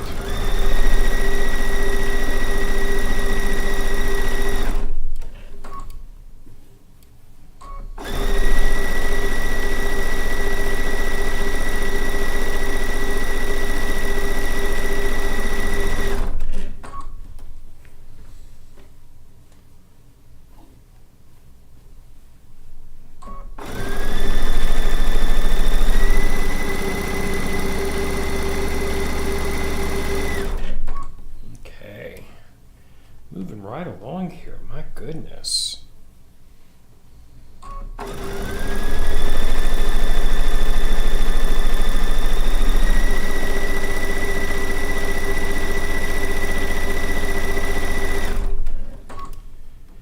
And when I get this done, I have one more strip to set in.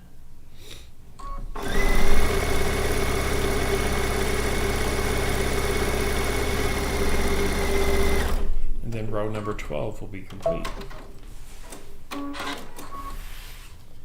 See what that looks like. Get all these pins out of it.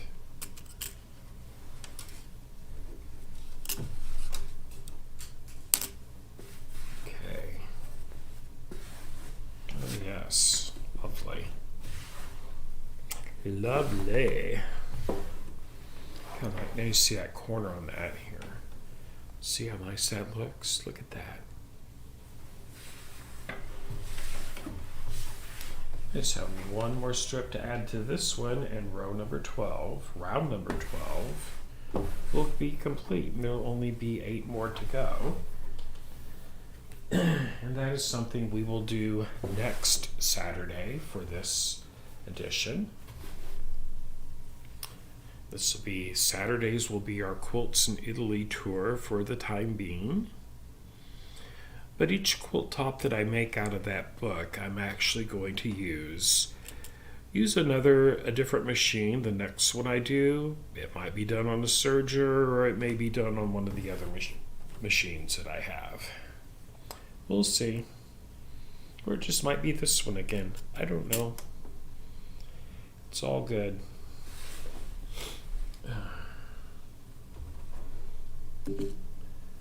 But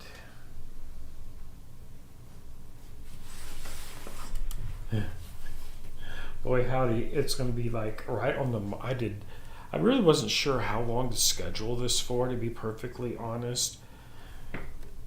I was fairly certain there was no way on earth I could sew all of this together in 4 hours. And I know I could not, like, right now anyway, I don't have the energy to stay up another 4 hours to finish it. But that's okay. That'll give us all something to look forward to next Saturday. And we'll be doing all of that. Let's see here. There we go. Get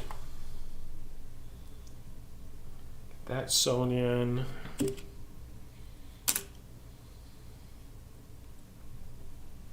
There we go. All pinned together.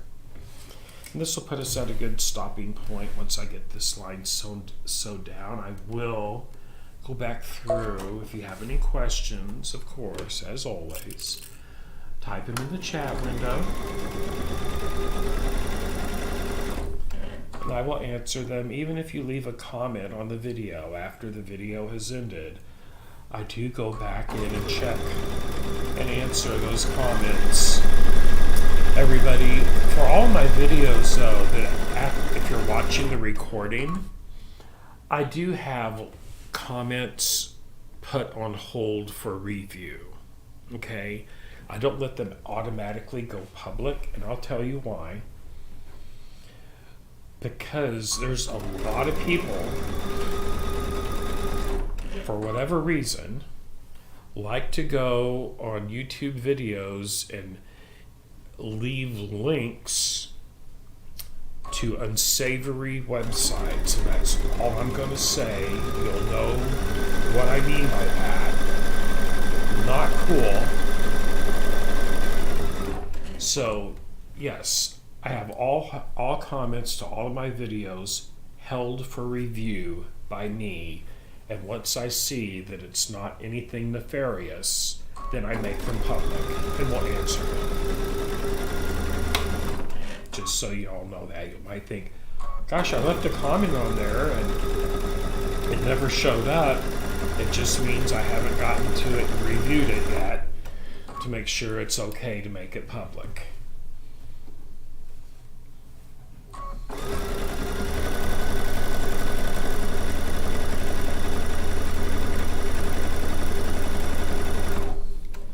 And that's what that means.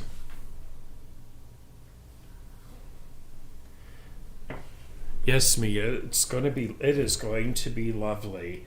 And I tell you, this will be a quilt top I will have to order some CAFE backing fabric for.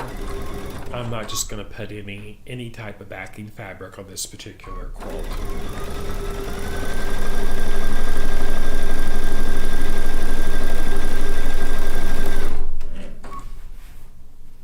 Because this is going to be just yummy gorgeous.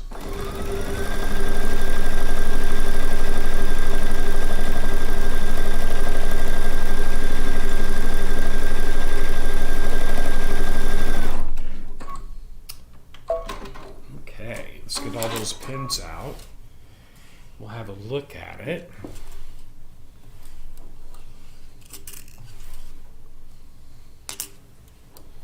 Okay. What I'm going to do, let me set up a different camera. My face cam, I'm going to set it back a bit and switch to it so I can hold this up and everybody can get a good look at it. Hold on just a second there. Let's see here. Right there. Yes, you can see my camera fun now. I'll lower that so that stays in place. There we go. Okay. Okay, hello there. So yes, here is where we're at so far. 12 rounds out of a total of 20. Check it out. Look at this. There's the width of it right now. I mean, I can't even get it all on camera. Let me back up a little bit here. There we go. There we go. There it is. Isn't that beautiful? Oh my gosh, it's even more beautiful from a distance. I just love this. Totally love this quilt. I'll come up a little closer to this camera now and you get a better look at some of the fabrics in it.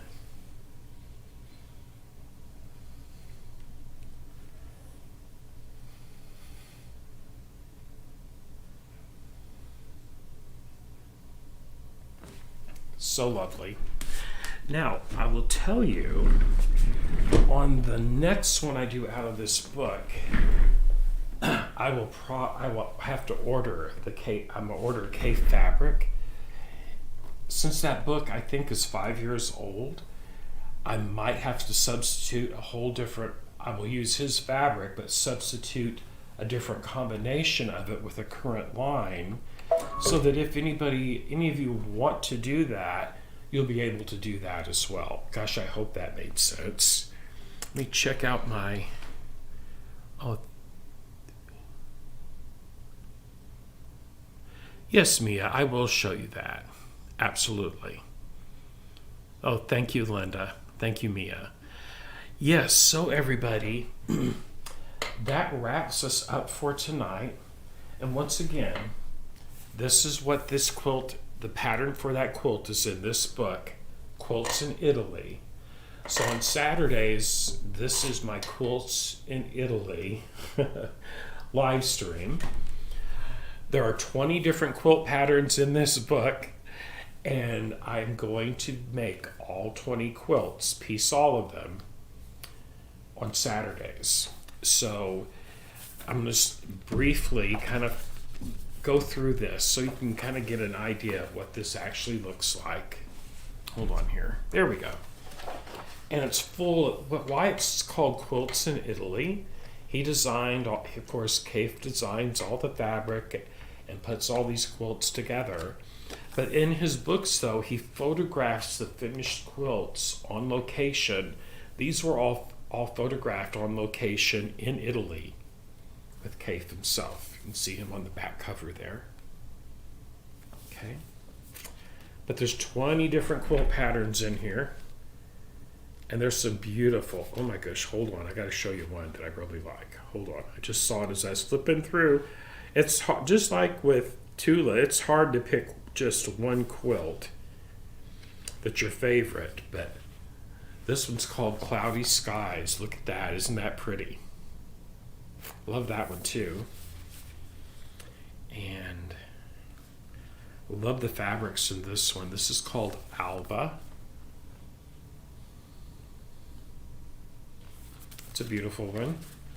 I mean, it's the hardest part to making one of these is deciding which one you like the best you want to try to make. Quite simply. And some beautiful fabric here too, done in blues and aqua. So yeah, great book. In the description below my video are links where you can purchase this book or other tools you have seen me use in my videos. My favorite little piecing scissors, these are Kai scissors. This book is like $17.97 on Amazon. I think these are $16. And the magic pins are around $12. They're not that expensive. Thank you so much for tuning in, everybody. It's going to call that one a wrap. I will be on here tomorrow, 10 a.m. to 2 p.m. I'm doing quilt bindings tomorrow here in my workshop. Thank you so much for tuning in. I'll see you all tomorrow. Next Saturday, a week from tonight, we are going to be finishing this quilt top, this stone log cabin quilt top from the Quilts in Italy series of K Facet. Thank you so much. Bye. Good night. Thank you so much, everybody.